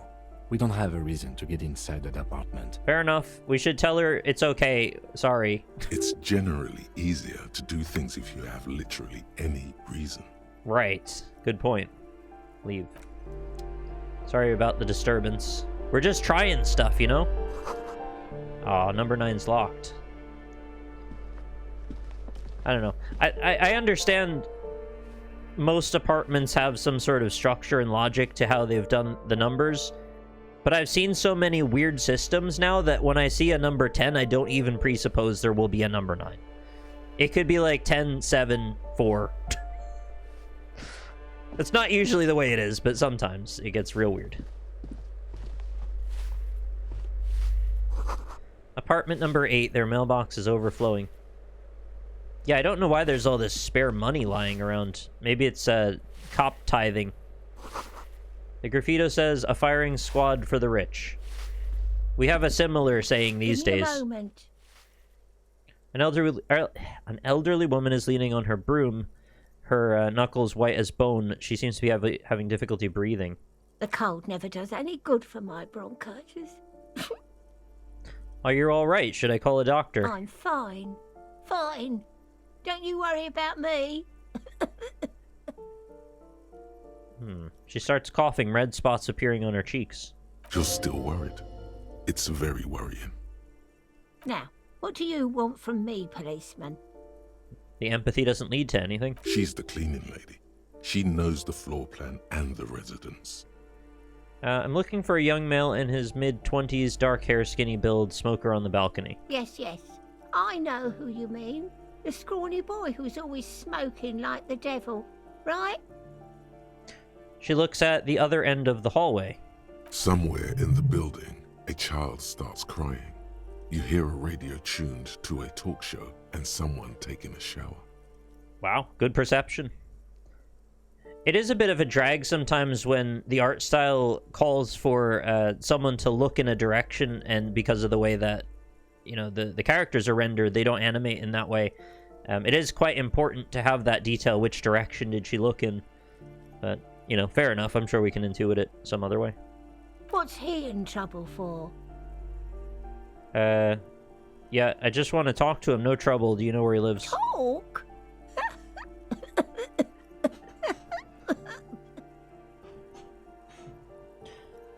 The cleaning lady starts laughing, but it turns into a violent coughing spasm. She squeezes her broom, trying to catch her breath. What was so funny about that? Yeah, is the reference that that person is often in trouble with the police, and saying that you want to talk is, like, ironic because you know that they want to beat the crap out of him or something? He lives upstairs in room 28. Go to the balcony. It's one of those doors there. Right.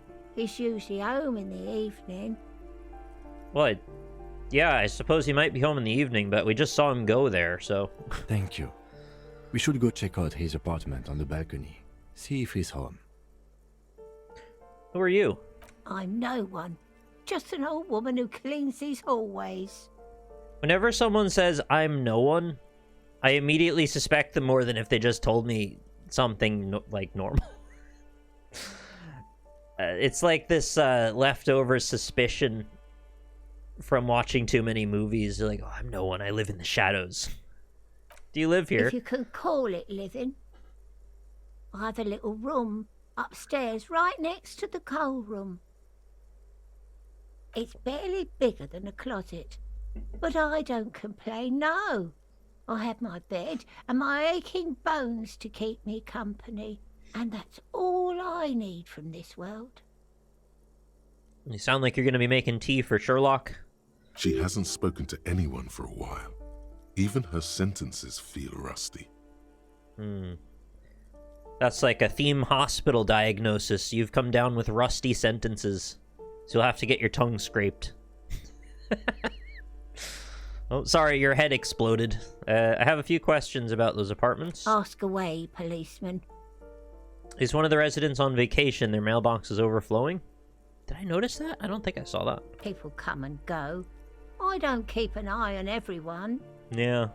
It's hard to keep an eye on everyone. There's a lot of people, you know. I remember when I was a kid, it was like 7 billion, and now they're like, oh, it's 8 now. They the heck? probably just moved or died. Hopefully somewhere else. Maybe they were hanged. I hear it happens around these parts. Who lives in apartment number 10? No one lives there. It's been empty for months. But I talked to someone through the door. You got a squatter? Impossible. Impossible. I would know if someone had moved in there. Did you not hear me just saying stuff to them? She pauses, eyeing the hallway. Maybe it's those countercultural people again. Oh. Breaking into a house like it's a public space. You're a policeman. Be good and take a look, will you? Sure. I'll see what I can find. Great. Young people. They're worse than Yeah, rats. gotta get rid of all those young people. Littering the hallways with trinkets and empty beer They're definitely cans. not the future or anything. Let's bet all of our money on the old people. That's a good call. Who lives behind the padlock door? Oh, that one is a scientist. A future scholar. Wow. Suddenly the old lady's face is beaming. I think he studies astrology at the community college. Fancy. Education's good. I always tell them to study. Yeah, astrology is one of the most important sciences. Something to do with all those stars around his door. He asked me to leave his drawings up on the wall. Are you sure you don't mean astronomy? Please don't double down. That's what I said. Astrology. No! You did exactly the thing I said don't do. The lieutenant shakes his head Kim. as though to say, let it go. Let it go. Yeah, let's... Come on, people. Try to keep up any standards here. It's not about stars. It's... forget it. What is it about Esprit de Corps? What can you tell me about Cindy? The Lauper? artiste? Nothing I can do about her, I'm afraid. She ruins the walls faster than I can clean them. Still, She leans on her broom. she leaves an old lady to her business. More than I can say for others. Yeah, some people really value that, like, just not getting involved with other people, and some people, if you don't get involved, they're like, well, why don't you want to be more involved? You're really the problem here. It's funny, you gotta somehow know that without knowing that. That's all. She mumbles some kind of a response, then hacks something into her handkerchief. Cool. Thanks, I'm off. I appreciate your information. Thank you for helping. A note reads, foreclosed by Martinez Realty Associates. I thought it said reality. That's some weird Silent Hill door right there. I don't want to go in that. Got an exit? I don't know where that leads to. Also, is that the overflowing mailbox we were talking about? Yeah. I somehow didn't notice that. Sorry, didn't mean to click on you. We have new items. Postcard, Boogie Street, 46. This crumpled up postcard depicts an open-air market in Boogie Street. Around 5 years ago, a vendor smiles as dead roosters line his stalls, hung by their feet from canopy. Red blood flows onto the muddy street, blurry shadows of people pass. You know, you had to be there. Investigate apartment number 10 for the cleaning lady. The cleaning lady said the apartment should be empty, but there's definitely someone inside. Could it be countercultural people? Or she said countercultural, it just says counterculture. Investigate and report back to the cleaning lady in the apartment building's hallway. Alright, first I want to get the rest of this sorted out. Where are we? Oh, the red or orange door, right. I didn't know this connected. I like this track of the soundtrack. It's very good. No, I don't need to look at those. They're blocks of, like, cement. Hey, do you have anything new to say up there? Hello again, officers. Have you come to admire my mural? Okay, no you don't. I forgot that's who Cindy was, so now I've made that connection again. Cool, cool. Another balcony. I'm not sure how this works. Were there secretly stairs that I couldn't see? Whatever. Maybe there's stairs on the other side of it. Ooh, what a weird sound that was.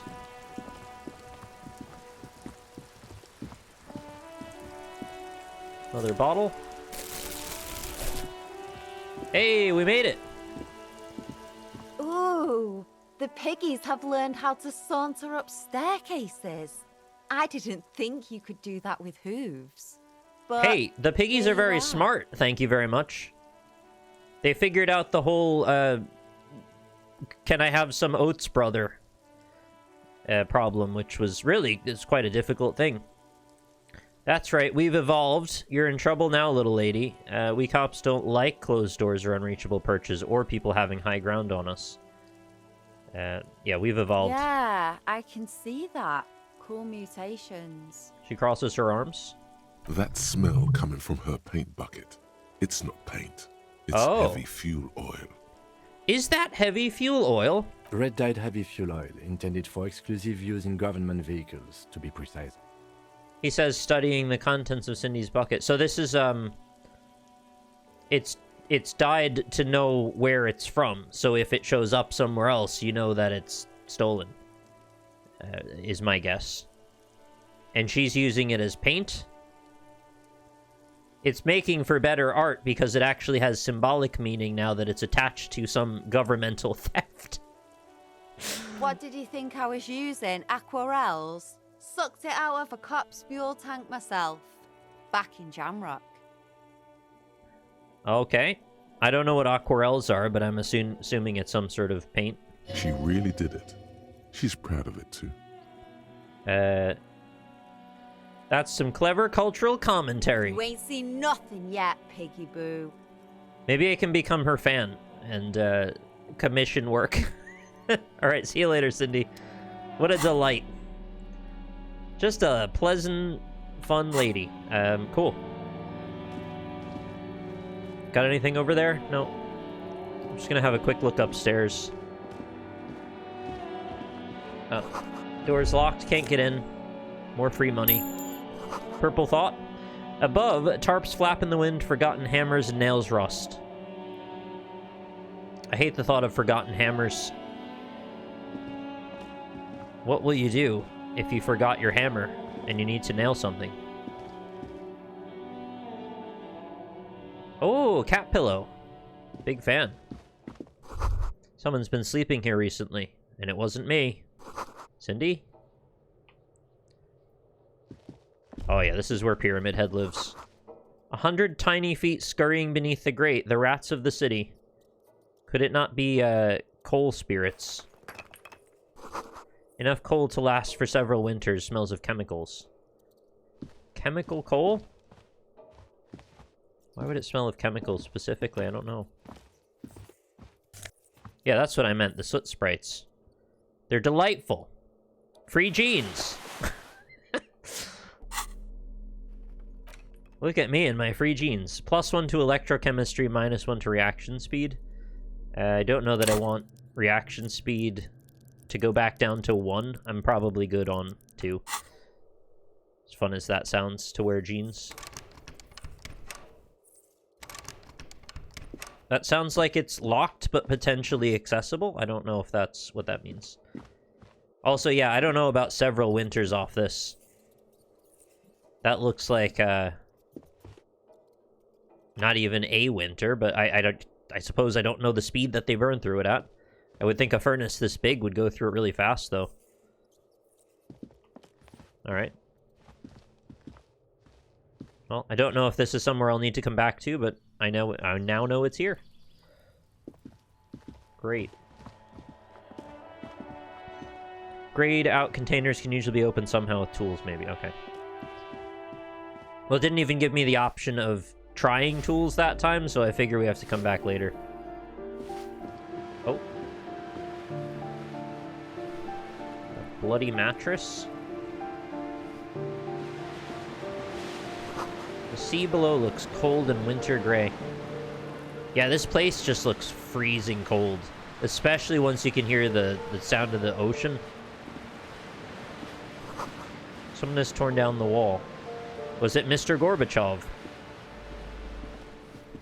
That's usually the line, isn't it? An old grocery list on the table and checks. What about balances? You got any of those? What happened here? You can't foreclose on an apartment with a hole in the wall. This looks so sad. Yeah, let's go with the first one. It will still be accessible through the apartment next to it. That one didn't have a door. Sadly, nothing of great value remains here. There's always a little something in the fridge. Indeed. What might that be? Oh, Nosafed and 20 cents. Yay, I robbed someone's apartment. Cool cop stuff. There's a whole thing that cops are allowed to just steal stuff, right? That's just like the way the US cops work anyway. They're like, yeah, I'm just requisitioning this. It's just mine now. Oh, more money.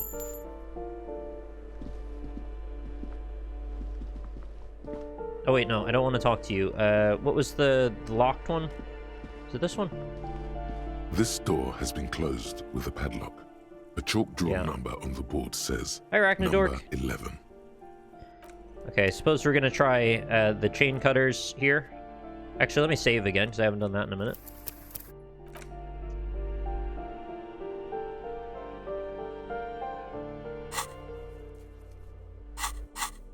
Yeah, why don't they just, like, claim everything in the region around the crime, and then they can just kind of work their way in that way? This door has been closed with a padlock. The shackle snaps. That was, I think like it said 38%, and I just kind of clicked it before I was ready. Thud. It should be possible to enter now. I think we got lucky there. After you, detective.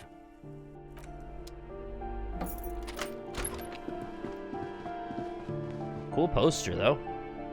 That's what we saw on the wall. Huh, this place looks very different from the rest of the apartment. Books of critical theory on the monstrosities of capital and such. I've been getting very lucky. Oh, a 9mm bullet and a freaking fancy lounge jacket.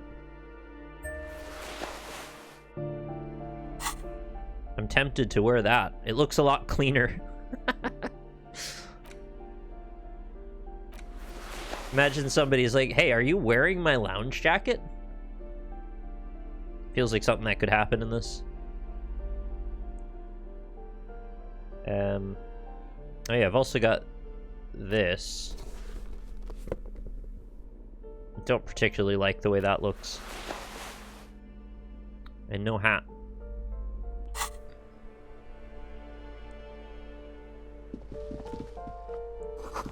Photos of revolutionaries posing with guns. Oh, we love that.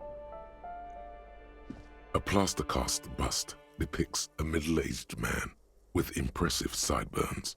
The name on the plinth reads Kraz Mazov. You can always tell when somebody wants to be codified in the pantheon of philosopher. They seem to have a very particular look around them. Like an aesthetic they strive for. Honestly, he does kind of look like you after all. Yeah, a little bit.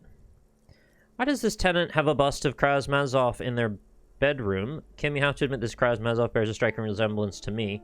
Father Mazov, the true hero of the working class, salute the statue. Whoever lives here needs to learn how the economy actually works. I'm gonna salute it just to be funny. Whoever lives here definitely shares your enthusiasm. He leans closer to inspect the photos of revolutionaries on the wall. Hey, Al. We've been exploring a bit, found the smoking man, and we're kind of following up on the apartment building now. There aren't many communists around, not after the revolution. Some youth still keep the ideology going, it seems. Yeah, what does he think about that he bears a striking resemblance? Striking? Hold on a second. Is this why you broke in here? To find out whether you're Kraz Mazov? No, I don't think that. I'm not saying I am, just saying we look alike. Sure you are. You're right, this is silly. The lieutenant doesn't even bother. Oh, I pissed him off with that one, I think. Why do they have a bust in their bedroom? The White Star, the photos on the wall. I think we have broken into the apartment of a young communard. How fitting. Okay. A flamboyant poster of a White Star, real lithography. Yeah, I think it looks cool. Well, unless that bullet has some evidentiary value, I don't think there's much in there that I should care about. Oh, this bottle went under tools. I didn't expect that. Where did the bullet go? I thought it'd be under items. I guess it doesn't count as anything. That seems odd. Oh, idea? That isn't just a five-pointed star. It's an inverted white pentagram cradled in a wreath. Hey, I noticed that. I noticed that. Iconography of communism, in other words. That's not what I would have thought, though. Again, it looks pagan. Inspect closer. The star and antlers was developed in the 6th decade of the last century and quickly adopted by Mazov and the communards during the revolution. This is just like in lore, right? There's no communism tie to this symbol or symbology, right? I'm not like that well versed on it, so I might be just not sure. This is totally fabricated. Okay. Even today, half a century after, the star and antlers retains the ability to evoke hope, disappointment, and fear in equal measure. It doesn't do that for me, really. It's a little mysterious, but it doesn't really make me think any of those things that strongly. What's the deal with the antlers? The wreath of antlers represents a natural crown, Yeah. It was about building a society that could exist in accord with the natural world, and at the same time above it. Here's why I think this is not a great choice for their movement. This does not particularly scale well. You need a symbol that will hold up really well, whether small or large or anywhere in between. And all the details of the antlers, the details of the star, like, that doesn't really map well to a very small depiction. It also is just like an odd shape. It's got all this negative space in the center, and it's got rounded corners on the sides. I don't know. It just doesn't seem like a great fit to rally behind. Like, look at the fist, right? The fist is such an easy one. It's like a nice portrait shape. It's very solid. You can see the silhouette easily. This has, like, no silhouette at all. Well, it is its own silhouette, if you know what I mean. Anyway, I don't particularly like this for a symbol, but I like it as an artistic depiction. I just don't think it works for a movement. There's probably ways to do it better than this, yeah, and still have the spirit of it. Why is the star upside down? To symbolize the toppling of the old order. I think they kind of just went for, like, we have some ideas we want to hit, and these are good depictions of those ideas, and when we mash them together, this is what we get. I also think at, like, a surface level, it's kind of cool looking, but when you break it down, it doesn't hold up. Also, some social democrats were already using it. Why white? Because white is the color of peace. Sure. It's a lot of things to a lot of people. What does it evoke in me? Gone. Whoa. Gone is the glory of hope. Only the scribblings of impoverished students remain in dirty hallways. Dang. I took morale damage off that. You are the big communism builder now. It's you or no one. Knowing leftists is definitely designed by committee too. I mean, think about what you just said, though. It's supposed to evoke communism. Of course it would be designed by committee, right? Hey, Rolf. Nice to see you. How are you?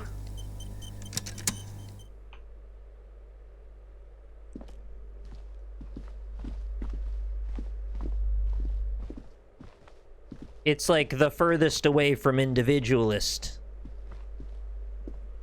Just a chill day. That's good to hear. So we've got to go back out to the balcony and see about the apartment that our smoking friend might be in. Where was the balcony? Over here. Now, I tried going over there before, and I didn't really have any options, but maybe now that I've been given the blessing by the old lady, we can go in. Or at least approach. No, we tried that one. Somehow we can get over there, too. Oh, there's another staircase. I wonder if that connects up with the protest area. Failed at groceries, but that's fine. Good excuse to order pizza. Yeah, get some pizza. I'm gonna heal up. I want to have perfect morale. Because I'm a perfect man. This door is made of metal and appears to be reinforced. Someone here really values their security. Who might that be? Number 28. This is where the cleaning lady said the smoker on the balcony lives. Yeah. Let's see if anyone's home. Oh, let's give it a knock. No one answers. They did say he'd be back in the evening, and it is 10:15 in the morning right now. Looks like the young man we are looking for isn't home. Despite him walking up to his apartment only 20 minutes ago or whatever. He looks around, taking in the cold spring air. We should return tomorrow after we have finished with our day's work. How about 9 p.m.? Sound good? Why tomorrow? I mean, if you want. What do you mean? The smoker on the balcony. This is why we're here, right? He might know something about the murder. That's... So tomorrow 9 p.m.? That's not really what I meant, but okay. Suddenly, he's a little worried about your memory. Don't worry. It's mostly all still here. You can remember things. You got this. Do I, though? Will I really remember to do something tomorrow at 9 p.m.? Sounds good. Tomorrow, 9 p.m., right here. Apartment number 28. Can you give me a reminder? Can you set an alarm on your phone, Kim? Damn. Turns out it's quite tricky finding someone in a big apartment building. Don't worry. You'll get him. I don't want to get him. I just want to talk to him. Remember, tomorrow, he's probably gone for today. Let's knock. No one answers. We should return tomorrow. Tomorrow at 9 p.m. I'm gonna knock. No one answers. Oh. We should return tomorrow. Okay. Yeah, I really don't think they've done the cheeky thing that some games do, where if you just force the issue, sometimes it changes something. They just kind of keep to the script in this one, it seems. Alright, visit apartment 28 sometime after 9 o'clock to see if anyone's home. I foolishly went in with no plan for what to cook and ended up getting so mind-flooded by the crowdedness that I left with just bread and a can of tomato. Oh, I've been there. I can really relate to that. Sometimes it's way too rowdy in the shopping center, and it's like no matter where I go, I'm always in someone's way, and it mind floods me so much that I kind of have to, like, leave. Do you know what I mean? Like, you stand for 1 second in front of anything, and somebody needs to get there, and so you move to get out of their way, and then you're in someone else's way. And sometimes I bounce, like, 3 times through that, and I'm like, okay, I lose, you win, I'll get out of all of your way. And they want to just, like, barge into you and get past you, and I'm like, okay, I don't care, just leave me alone. Yeah, I really have to have a plan to some degree. I mean, I know the stuff that, like, the basics I always need to get, but if there's something I want to cook, as you said, you kind of need it ahead of time. Oh yeah, I care way too much about being in people's way to the point when it just breaks my brain. I just walked through Kim entirely. Did you see that? I've got some bottles that I can bring in. Hey, that was pretty fruitful, though. We've explored a whole apartment complex. We made a new friend. We've got a lead, potentially. Who's this? Do I know you? Oh. No one knows me. Fair enough.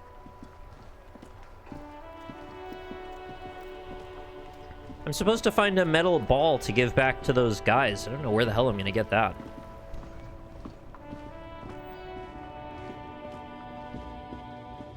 Hey, Happy Chipmunk. Nice to see you. How are you? Can't pick up those... Oh, it's just garbage. Never mind.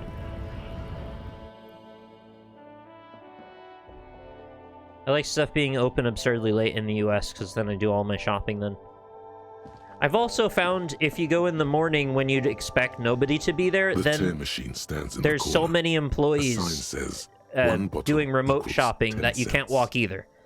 Then the employees are in your way, or you're in their way, and I've had them, like, barge past me the same way as the customers do. Your bottles clunk into the machine, and the money appears. And they got those massive carts that they've got to fill up. You're a richer man now. Yeah, I mean, it was 20 cents. It's fine. I mostly just wanted to get rid of them. Had multiple instances today where I wanted to get past somebody in an aisle, but then there was somebody else oncoming, so I had to yield every time I let the other person pass first. It occurred to me that the oncoming people never even seemed to hesitate, that I would have to be the one to go out of the way, even when they were going against the general flow of the crowd. Yeah. I think this is just a way that some people are programmed. I was coming to this sort of conclusion the other day when I was walking in a crowded street. If you project, I am walking through everyone in front of me, they will naturally get out of your way. But if you kind of close off to the people around you and make yourself seem small, they will walk straight at you and make you move. It's weird, but it's like you can actively shift from one position to the other if you cognitively, like, get your head around it.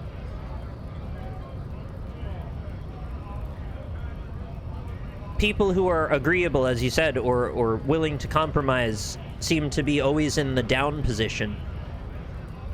You know, they're scissors and you're paper, essentially, so they're gonna cut through you every time. I don't know how it's so obvious to people that they can just sort of pick up on that signal immediately. Okay, what is going on here? This guy is projecting strength. Hey, King. Bastards! We have a right Oh, Catface. Work! Thank you so much for the 75 months, Catface. Good to see you again. Okay, so this is the scab leader. We don't like scabs. We have a right to work, the man yells towards the harbor gates. His voice is the loudest of the lot, and oddly screechy for a man of his size. What's going on here? Hold up and stay frosty, everyone. Cops are here. Is he pitch shifted up like three levels? The broad-shouldered alpha male turns toward... Oh, don't start with the alpha male crap. He's a full head taller than everyone else here. Oh, Rolf Soldat has also come back to the fold. Thank you again, Rolf, for your 95 months. You here to fuck with us? Beat the honest worker down. You're scabs, though? No. Good. We're fighting for a cause here. Right to work! Right to work! Why is it pitch shifted so high? Besides, we're not that different. It helps if people see us talking, cops and strikebreakers together. Shows authorities are on our side. Oh, I'm giving you an Builds excuse? confidence. Have you met Measurehead yet? No, that doesn't strike my memory at all, or ring a bell is what I meant to say, sorry. No, I'm still fairly early on. This is only 10 o'clock day 2. I just had a meeting with the union. I explored the apartment complex, and now I'm here.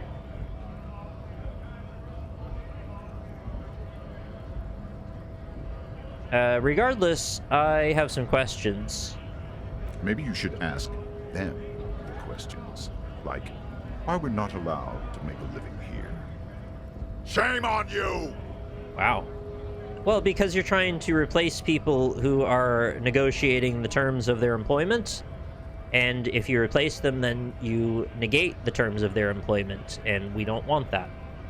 So I don't really know why you're making it a victimhood thing about yourselves. That's weird. We have families to feed, you piece of shit. Why are you so angry? Points his finger at the man sitting on the railing.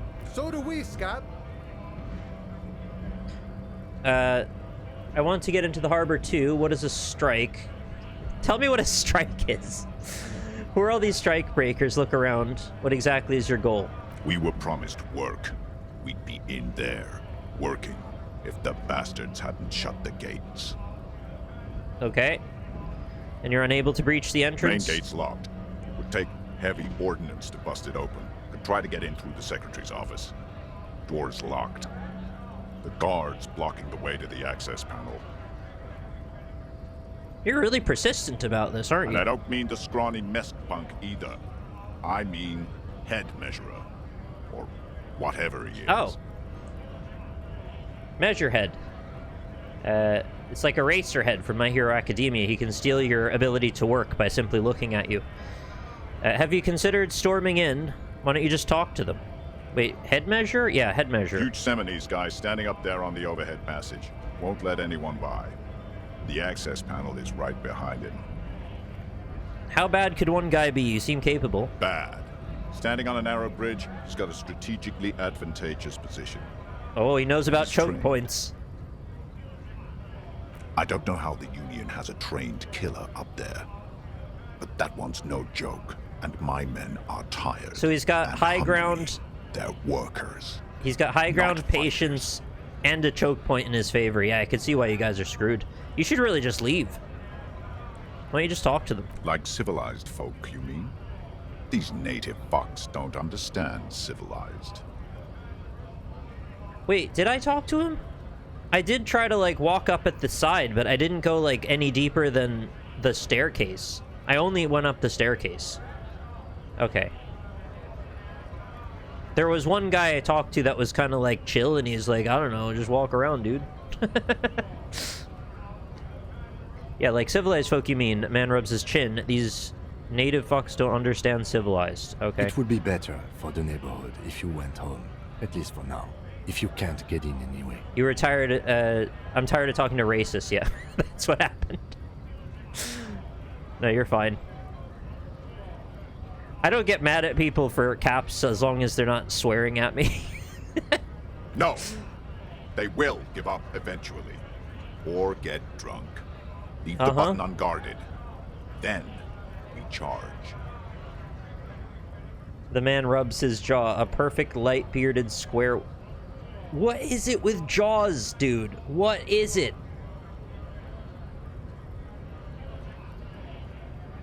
This obsession with jaws.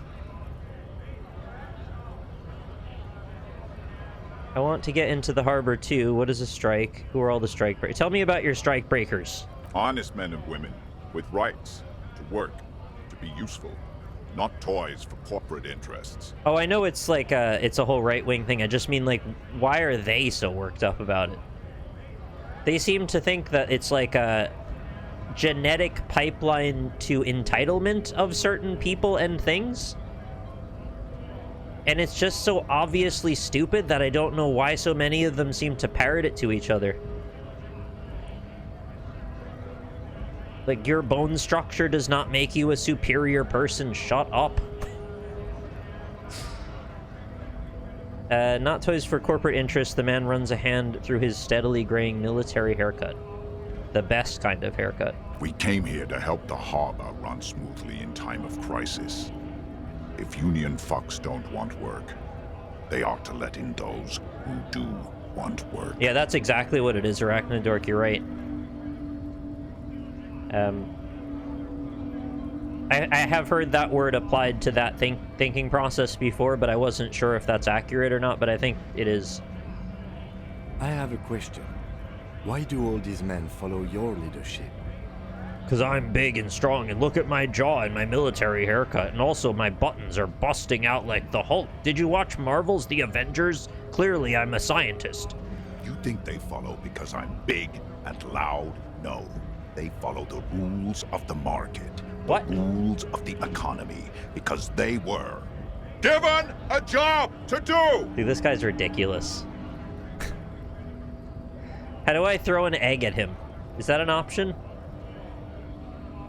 Tell me about what a strike is. When a bunch of ungrateful, lazy cockroaches can't get their act together, oh, shut up. Decide to block honest work for other people. He shifts uncomfortably in his workers' overalls. What do the strikers want? The Mario strikers. Beats me. They mumble nonsense about boardrooms and workers' rights, while we have the right to work! If that dude did that in front of me, I would actually burst out laughing and he'd probably beat me to death. There's something odd in the way he carries himself. His set of clothing looks vaguely mismatched. The different pieces of the attire seem ill-fitting. Is he three capitalists in a trench coat and we can't tell? Ill-fitting, what does that mean? His shirt is far too small and an unpleasantly tight fit, while the overalls held up by the belt seem to fit a man with much more corpulence. You're wearing new clothes? He ignores your question, choosing instead to turn to the emaciated workers, raising both fists in the air. The clothes are obviously not his. Silence is the answer. There's something off here, but he won't say what.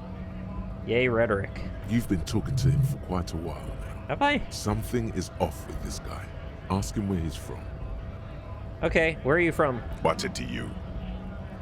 Deep-set suspicion drips from every syllable. Routine, part of the investigation. Am I a suspect? Done no crimes. His eyes narrow. Fight for the rights of people. Alright, got that. I'm interested in your background. We're all workers, right? Workers stick together. Came from the eminent domain, in Jamrock. Backgrounds in odd jobs, heavy lifting, cargo hauling, bouncer work. Hang on a sec. I know the drill. Odd jobs, and you're obsessed with Jaws.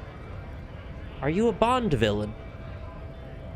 You're getting a lot of signals in there that you're a Bond villain. Do you have a laser or something that I need to know about?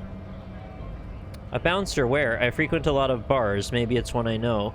Worked at Territorial. Ring a bell? Check the number of nipples. Roll dice. Oh no, I can't tell how many nipples it has. They've blurred into oblivion. He just wants to get in because he threw his razor edge hat over the gate. Why can't they just throw my hat back over? I don't know what that voice is. Yeah, I think I've been there. Uh-huh. It was a long time ago. Okay, I feel like we really botched that one. I want to get into the harbor too. Have fun. Union shits are on full strike. Don't think they're going to let you through the gates. I'm trying to meet their fat boss. I hate the way he snorted. It made me think he just blew a snot rocket at me. I'm interviewing people here about a murder that took place behind the hostel cafeteria there. This is an official matter, not to be discussed with outsiders. Let's do the first one. I know nothing about a murder. His reply is snappy and terse. Snappy like a turtle. The mention of a killing sends a barely noticeable shiver of tenseness through him. Interesting. Why so tense then? What are you talking about? I'm not tense. That sounds like something a tense person would say. Yes, he's tense. Are you intense? Are you the circus fire? Right to work! Oh, back to that. It's shameful. Cops doing nothing. You should bring backup. Open up the gates for us. Blockading gainful employment for workers is a crime. I love whenever he gets, like, kind of confused or off track, he's just like, "Roar, time to shout more."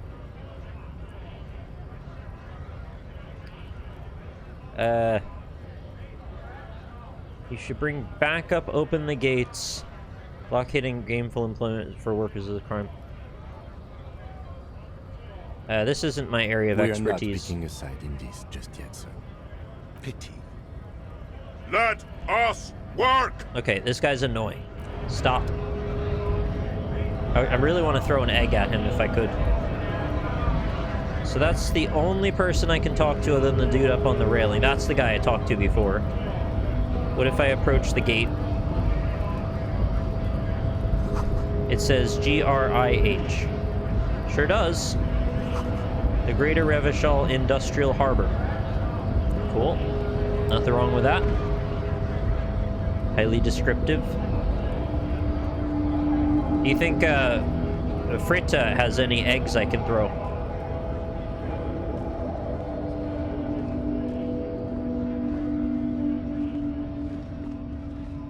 It doesn't sound tremendously out of character that I might decide to throw eggs at him. I feel like that's a thing that could be possible in this game. You can keep going up the stairs. The angle's a bit wonky. Oh, I might not have realized that, actually. Alright, maybe I should do that. I'm just seeing if I missed anything on the ground before I go back. Yeah, no, I thoroughly inspected the statue. I had a great time with that. We talked to you, and I kind of got to the end of this spot.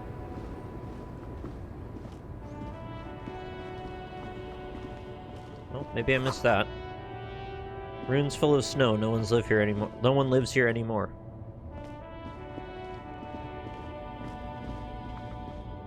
Yeah, nothing on the ground at all. Okay. So I think the only place I can still proceed forward is past the gate and up to the left of the gate. Let's see if this guy has anything new to say.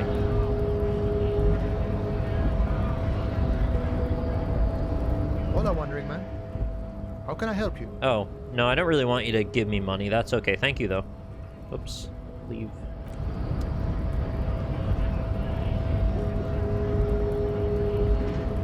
Wait, why did I not think I could go this way? I must have thought. I just probably didn't want to. A notice: in case of a strike, press button behind guard. Hermetically sealed door locked by electronic means. There's no lock picking or door kicking this one. It's very sturdy. Did something just glitch out at the top of the screen? Oh, what is that? Did you see that?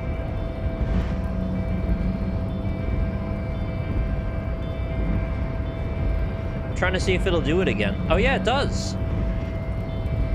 Is that a bug, or is that like... a visual effect? Or is my computer dying? Or can you even see it?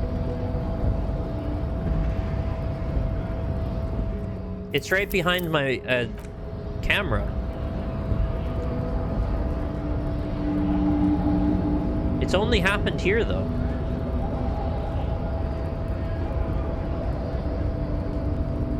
No man matches Measurehead. Looks like a visual glitch. It's just I've seen when graphics cards start to die, they often do stuff like that too, but not only in one spot and repeatedly. So yeah, probably a glitch. Okay, so who can I talk to here? Oh, it's happening more.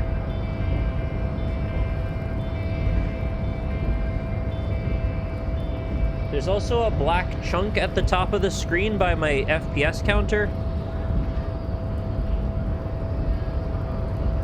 Oh, that's the menu. I never knew that was a thing.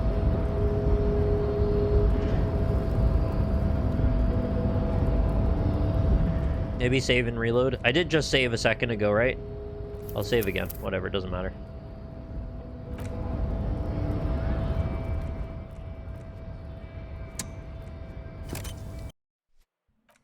You've never seen that menu before. Well, till a moment ago, neither had I.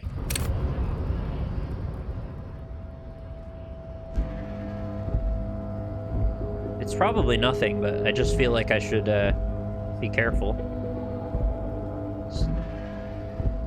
No, it's still doing it. Now I'm curious, does it do it if I go down the stairs as well? Or is it just something about this area? How did you pull up the quick help? I just mouse over the top left corner. I just put my mouse up there, that's it. Is that what I have to do? I have to buy a new video card. Alright, I'm gonna need quite a lot of tips for that. Because I also have to upgrade my motherboard and probably buy a new CPU. I'm just watching to see if that glitch happens while I'm down here. And I don't think it does.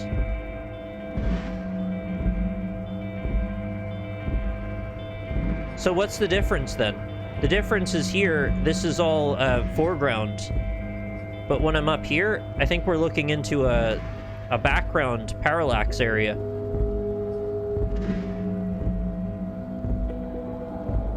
So long as it's not that my computer is dying or something.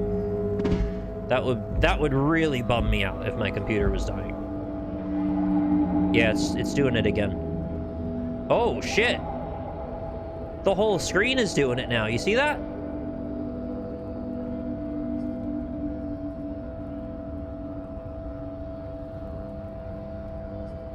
If I move, it'll go back away, I assume. I feel like it's escalating.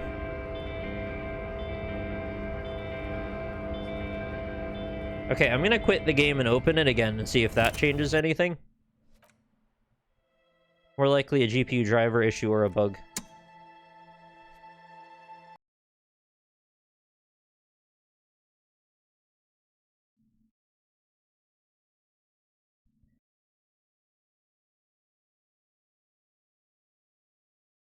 Wonder if you can get that exact same shape to appear very regular. My drivers are completely up to date. Yeah, I've just recently updated them to the newest, like, couple days ago.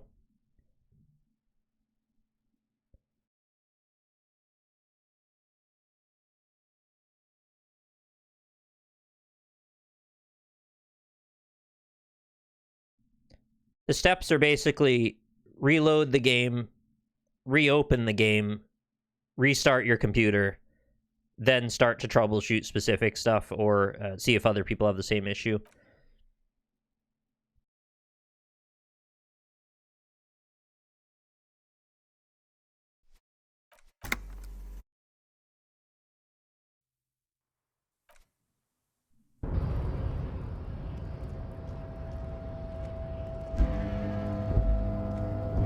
Just gonna do a quick walk around. Could also be a memory leak, potentially.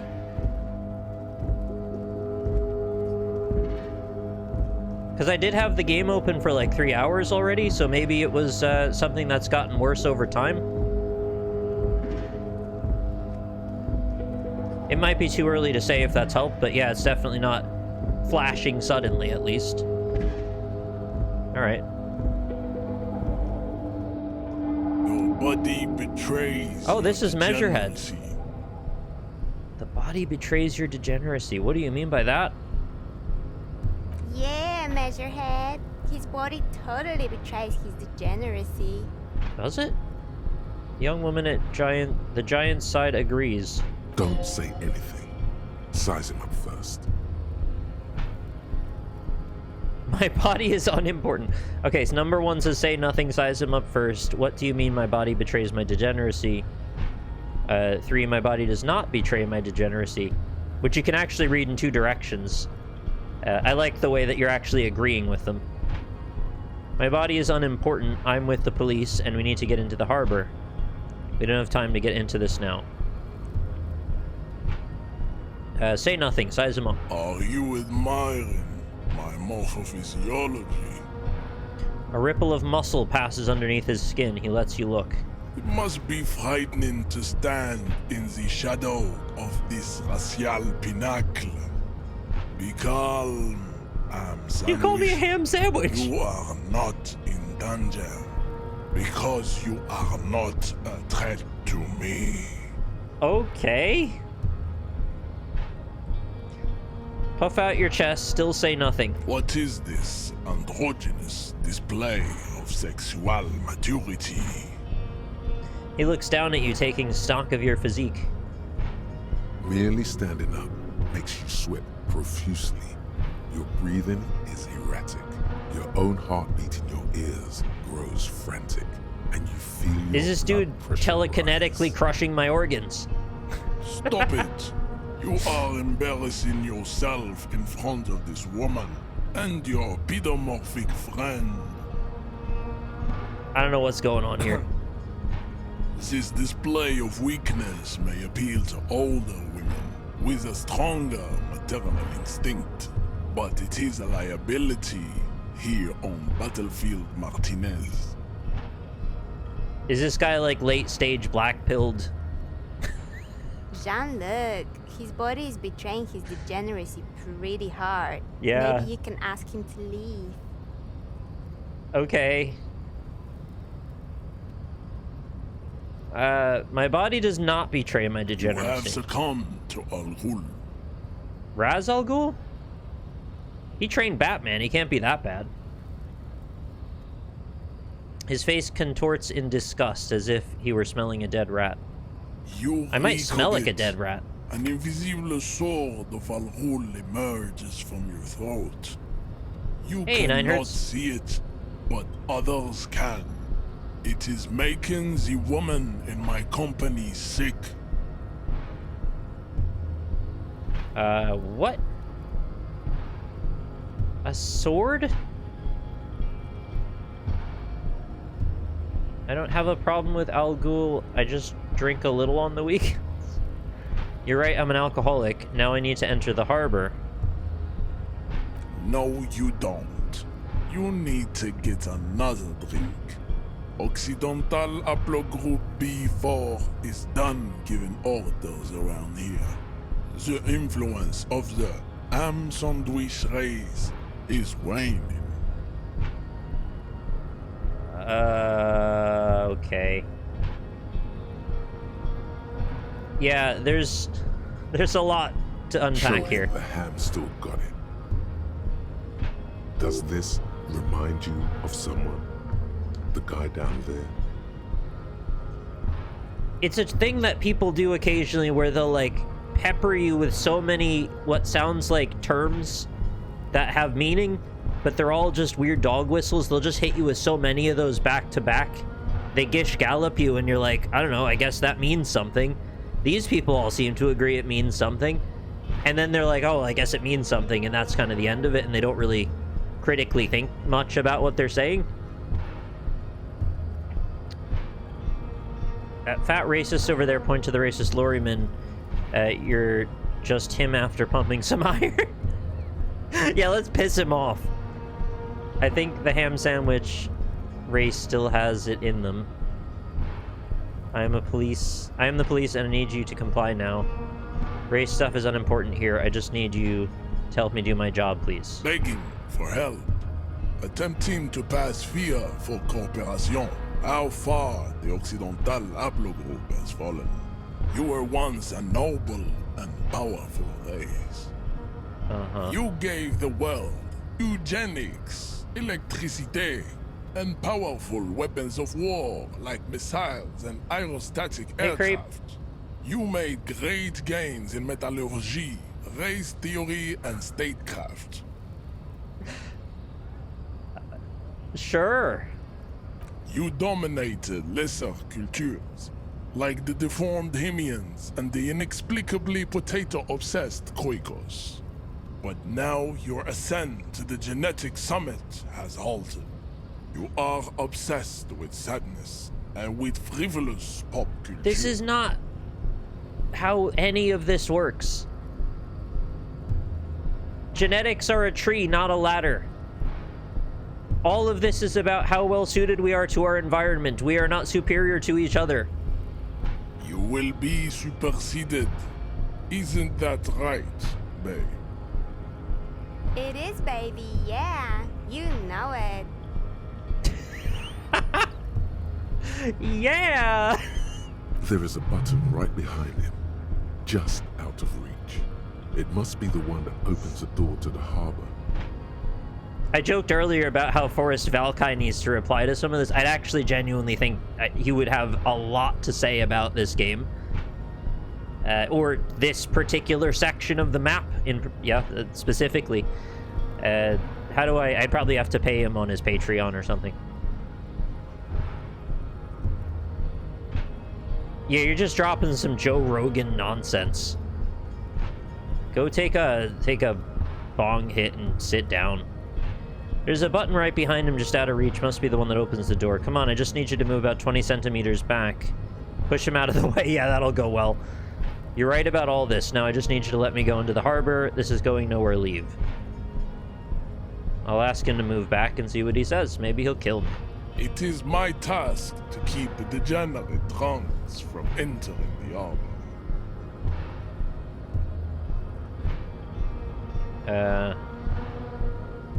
Okay. Not really gonna agree to any of this, and I don't think pushing him is going to help, so... Guess I'm forever stuck until I push the issue more. Can I just walk past him? That would be too easy. There's a box over there I'd like to look at. No. Impassable. Impassable.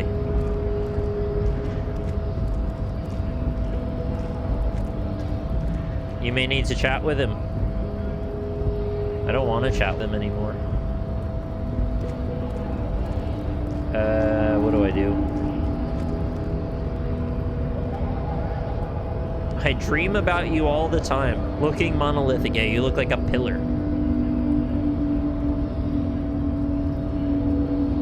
Can I ask Kim about how to proceed? Yes? I don't think so. Have I checked the door? Yeah, the door said it was hermetically sealed and there's a keypad or something.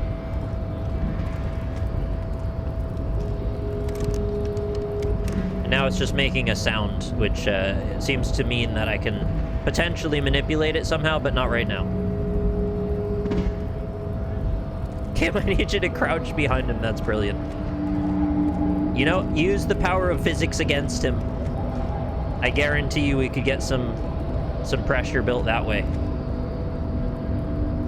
So there's like plenty of walkways around the top, but I think it all comes down to opening the gate, and the gate is button, button is man, man is mountain, mountain crush face.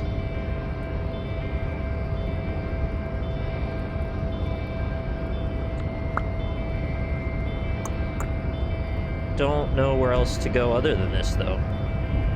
There's another way in if you don't want to interface with him. wonder what other way there is. That's interesting.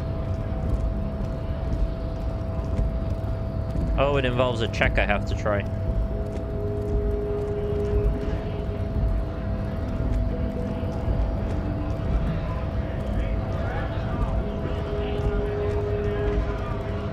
Right to work! Right!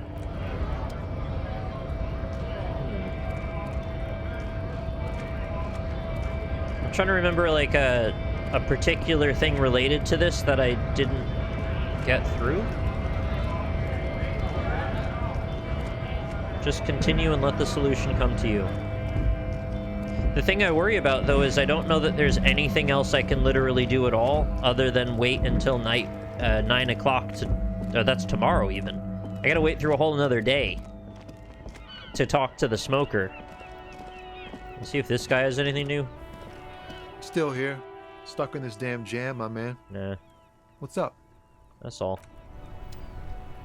Could explore the... Oh, the curtains. I forgot about that. Yeah, I lit up on the curtains because I didn't want to be a disruptive force in the world. But maybe there's eggs back there that I could throw at that man.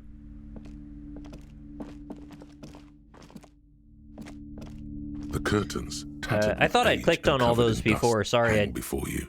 I was pretty sure I'd looked at them. Just as you're about to pull apart the curtains, the petrified voice of the shop owner cries out once more. Sir, don't touch that. I told you it's off limits for the customers. Yeah, I'm gonna find some eggs to throw at him. Or a milkshake, if that's possible. I don't mind which. Parapsychologically speaking, we're done if you decide to open them.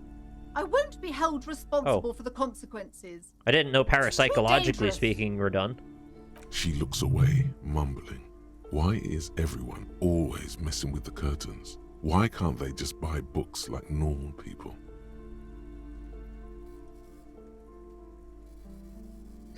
I sense this place calling for me. I must investigate beyond the threshold. I'm a police officer. I need to get in there. Why? It's not like anyone was killed there. She stops abruptly as her hand flies over her mouth, baffled by her own bluntness. I'm sorry. I don't mean to be so impolite. Just please don't go there. I can't allow that. You'll only make things worse and unleash the powers. The what? Open. No! Please just talk to me, officer. Come here and let's talk this through before you decide to do anything extreme. Talking is always good. Go see what she has to say. There is something mysterious about the curtains. It's not like anyone was killed there. Or that it will unleash the powers. What? The curtains, tattered with age and covered in dust, hang before you, as if taunting you. Ignore the curtains. Wait, it could be a trap. What if me walking over there means I can never open the curtains? Oh no. Diplomacy calls.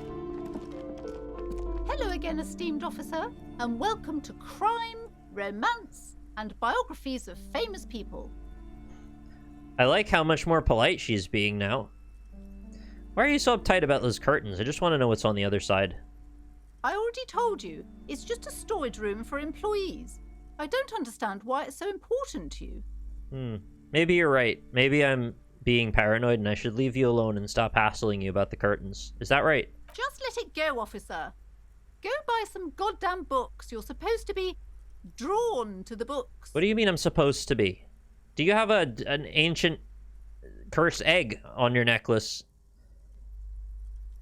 If it's just a storage room, then why does it have a Semini's ward protecting it? If it's just a storage room, then it wouldn't hurt if I peeked inside. Yeah, tell me about the ward. It's just for decoration. She wavers under your gaze, mouth pressed into a tight-lipped smile, then something breaks. Okay, fine. It's just because this place is cursed, just like everyone said. They don't call it the doomed commercial area for nothing. It is doomed? Are you happy now, officer? Happy that you've ruined Oh no, everything? I've ruined everything. She closes her eyes and starts mumbling something to her pendant. Oh no, what is she doing? Host of hosts, she prays. Guard me and my honest business venture from the curse that lurks behind the curtains. What the hell is happening? Take it easy. You've broken her resistance. Pushing her further will gain nothing. How does this curse manifest itself? Why didn't you just tell me right away it's the curse? Have you sought help from anyone?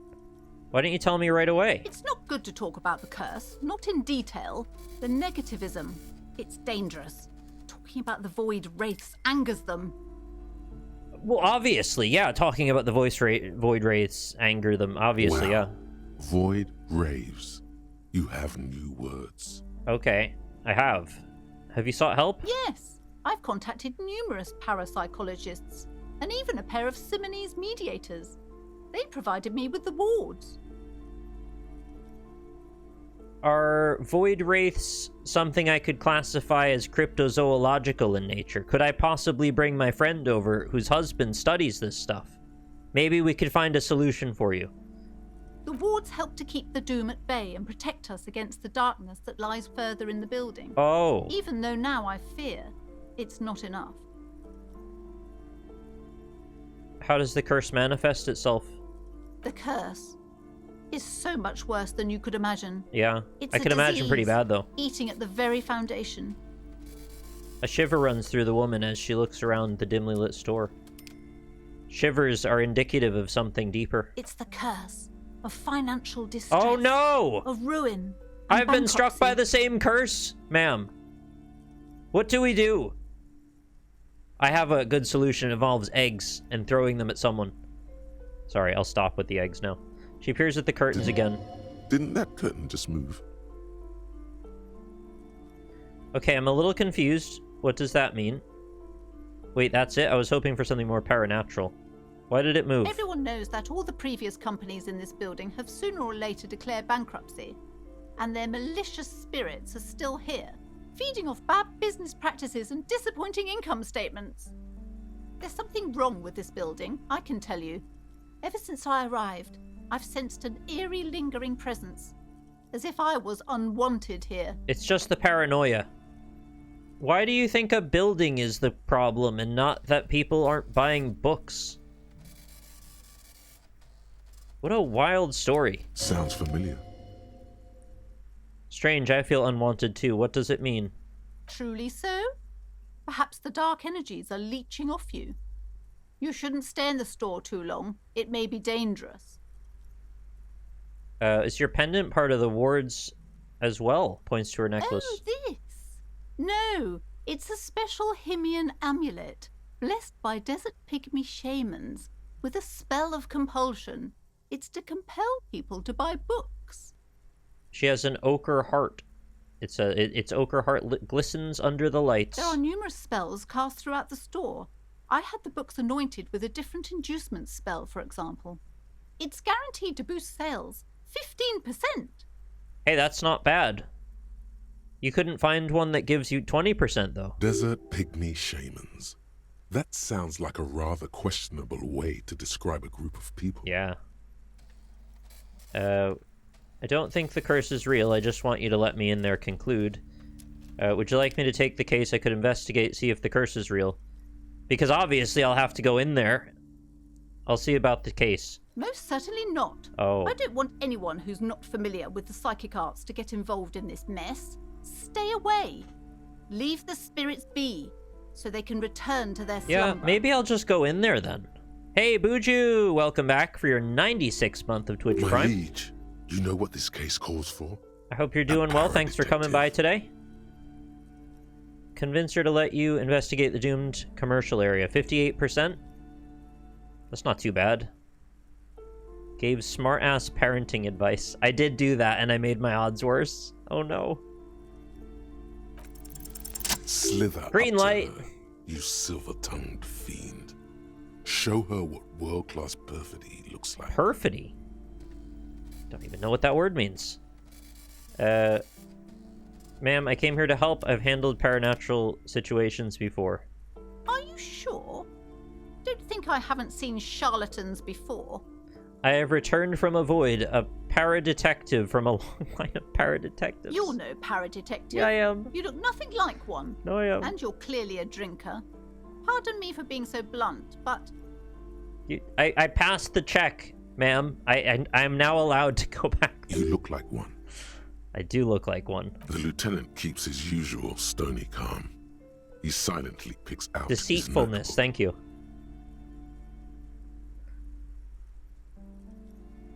He silently picks out his notebook. Go ahead then. Rock her world, he thinks. I'll compose some notes. I admit I've had my share of drinks, but only because the spectral realm is parapsychologically taxing, or you see, it's necessary to drink the spirits in order to contact the void. It's psychologically taxing. How do you know all this? Here we go. Your wards brought me here in the first place. The Semini's blood also runs through me, or I am a void revenant. I have the powers to debad all the bad energies. I'll go with the top one. The wards brought me here. You're part Simonese. Oh, it means our meeting couldn't have been mere chance. The hand of fate guides us. Yeah, it really does, But doesn't it? I am not the only one at risk. I have to think of my daughter. You are certain you can help us? Keep us safe? I can't allow any collateral damage to hit us. Don't ask Kim. He'll be so mad. Kim's not gonna go along with any of this, right? No problem whatsoever. Your family is safe. The phantoms are no match for me. If you promise, good officer, then you might be our last hope. Do you swear it? Oh my god, imagine I just backed away from it now. I almost want to out of curiosity, but I want to see this through. On my honor. Thank you, sir. There's one more thing I haven't told you about yet. The entity. No, the entity. Do not act surprised. You know of these things, sire. Of course, the entity. Close your eyes, for I've sensed its presence. You have? The entity takes the form of a woman, a witch probably.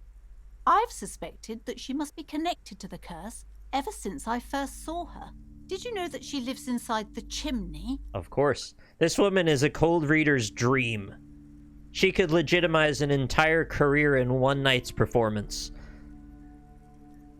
Chimneys aren't big enough for that. Chimney, the passage between heaven and hell, of course. Yes, that chimney is part of the building's central furnace, and it's enormous. She has barricaded herself behind some metal security curtains. God knows what she's doing there. Entity things, probably. Some unnatural magic, I assume. Yeah. You should go find the entity and ask what happened to all the companies in the building. What is the source of this curse? Here's the key to the warded door behind the curtains. Take it. I'm a key haver. Oh, and please do return to me after you've looked round.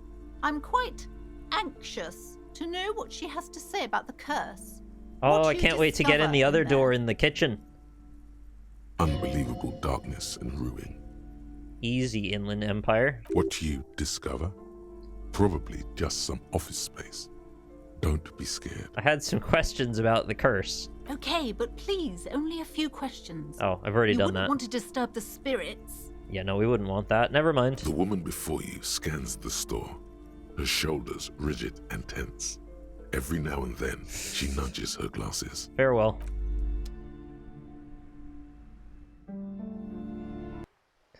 Just to really keep her on her toes, I took the key and leave.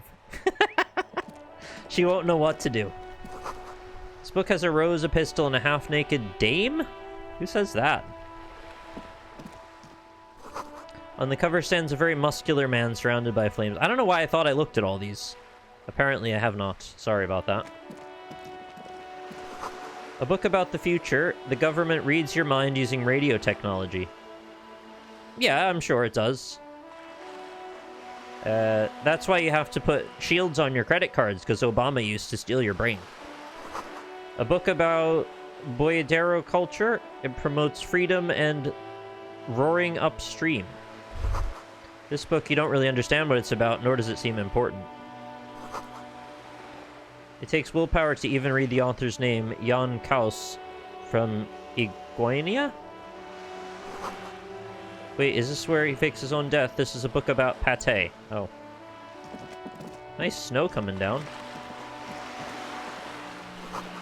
To Roundabout North. Cape Side Apartments, Martinez Pier.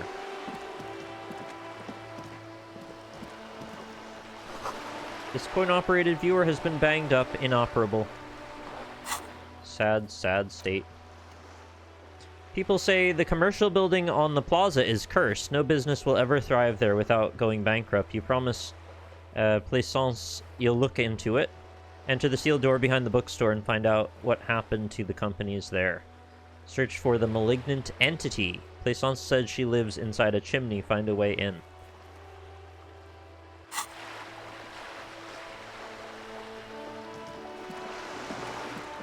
Okay.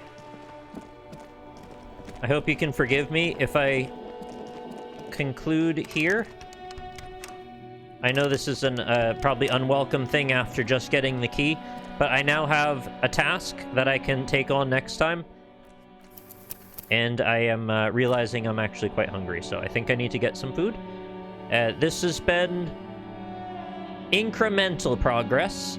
I've only moved the day forward about 2 hours. But we did actually achieve some things here and there. Yeah, thanks for being here. I hope you enjoyed another session of Disco Elysium. I will be back again for another one next Saturday, but if time allows, perhaps I can get another one in before then. No promises. We do have Silent Hill this week. Might play a lot of that. We will see how it goes. But yeah, thanks for being here, folks. I will see you on the morrow. Should be having... Yeah, sorry about the cliffhanger. Should be less time in the game than real life. Goodness gracious. I'll see you hopefully tomorrow night, provided my brain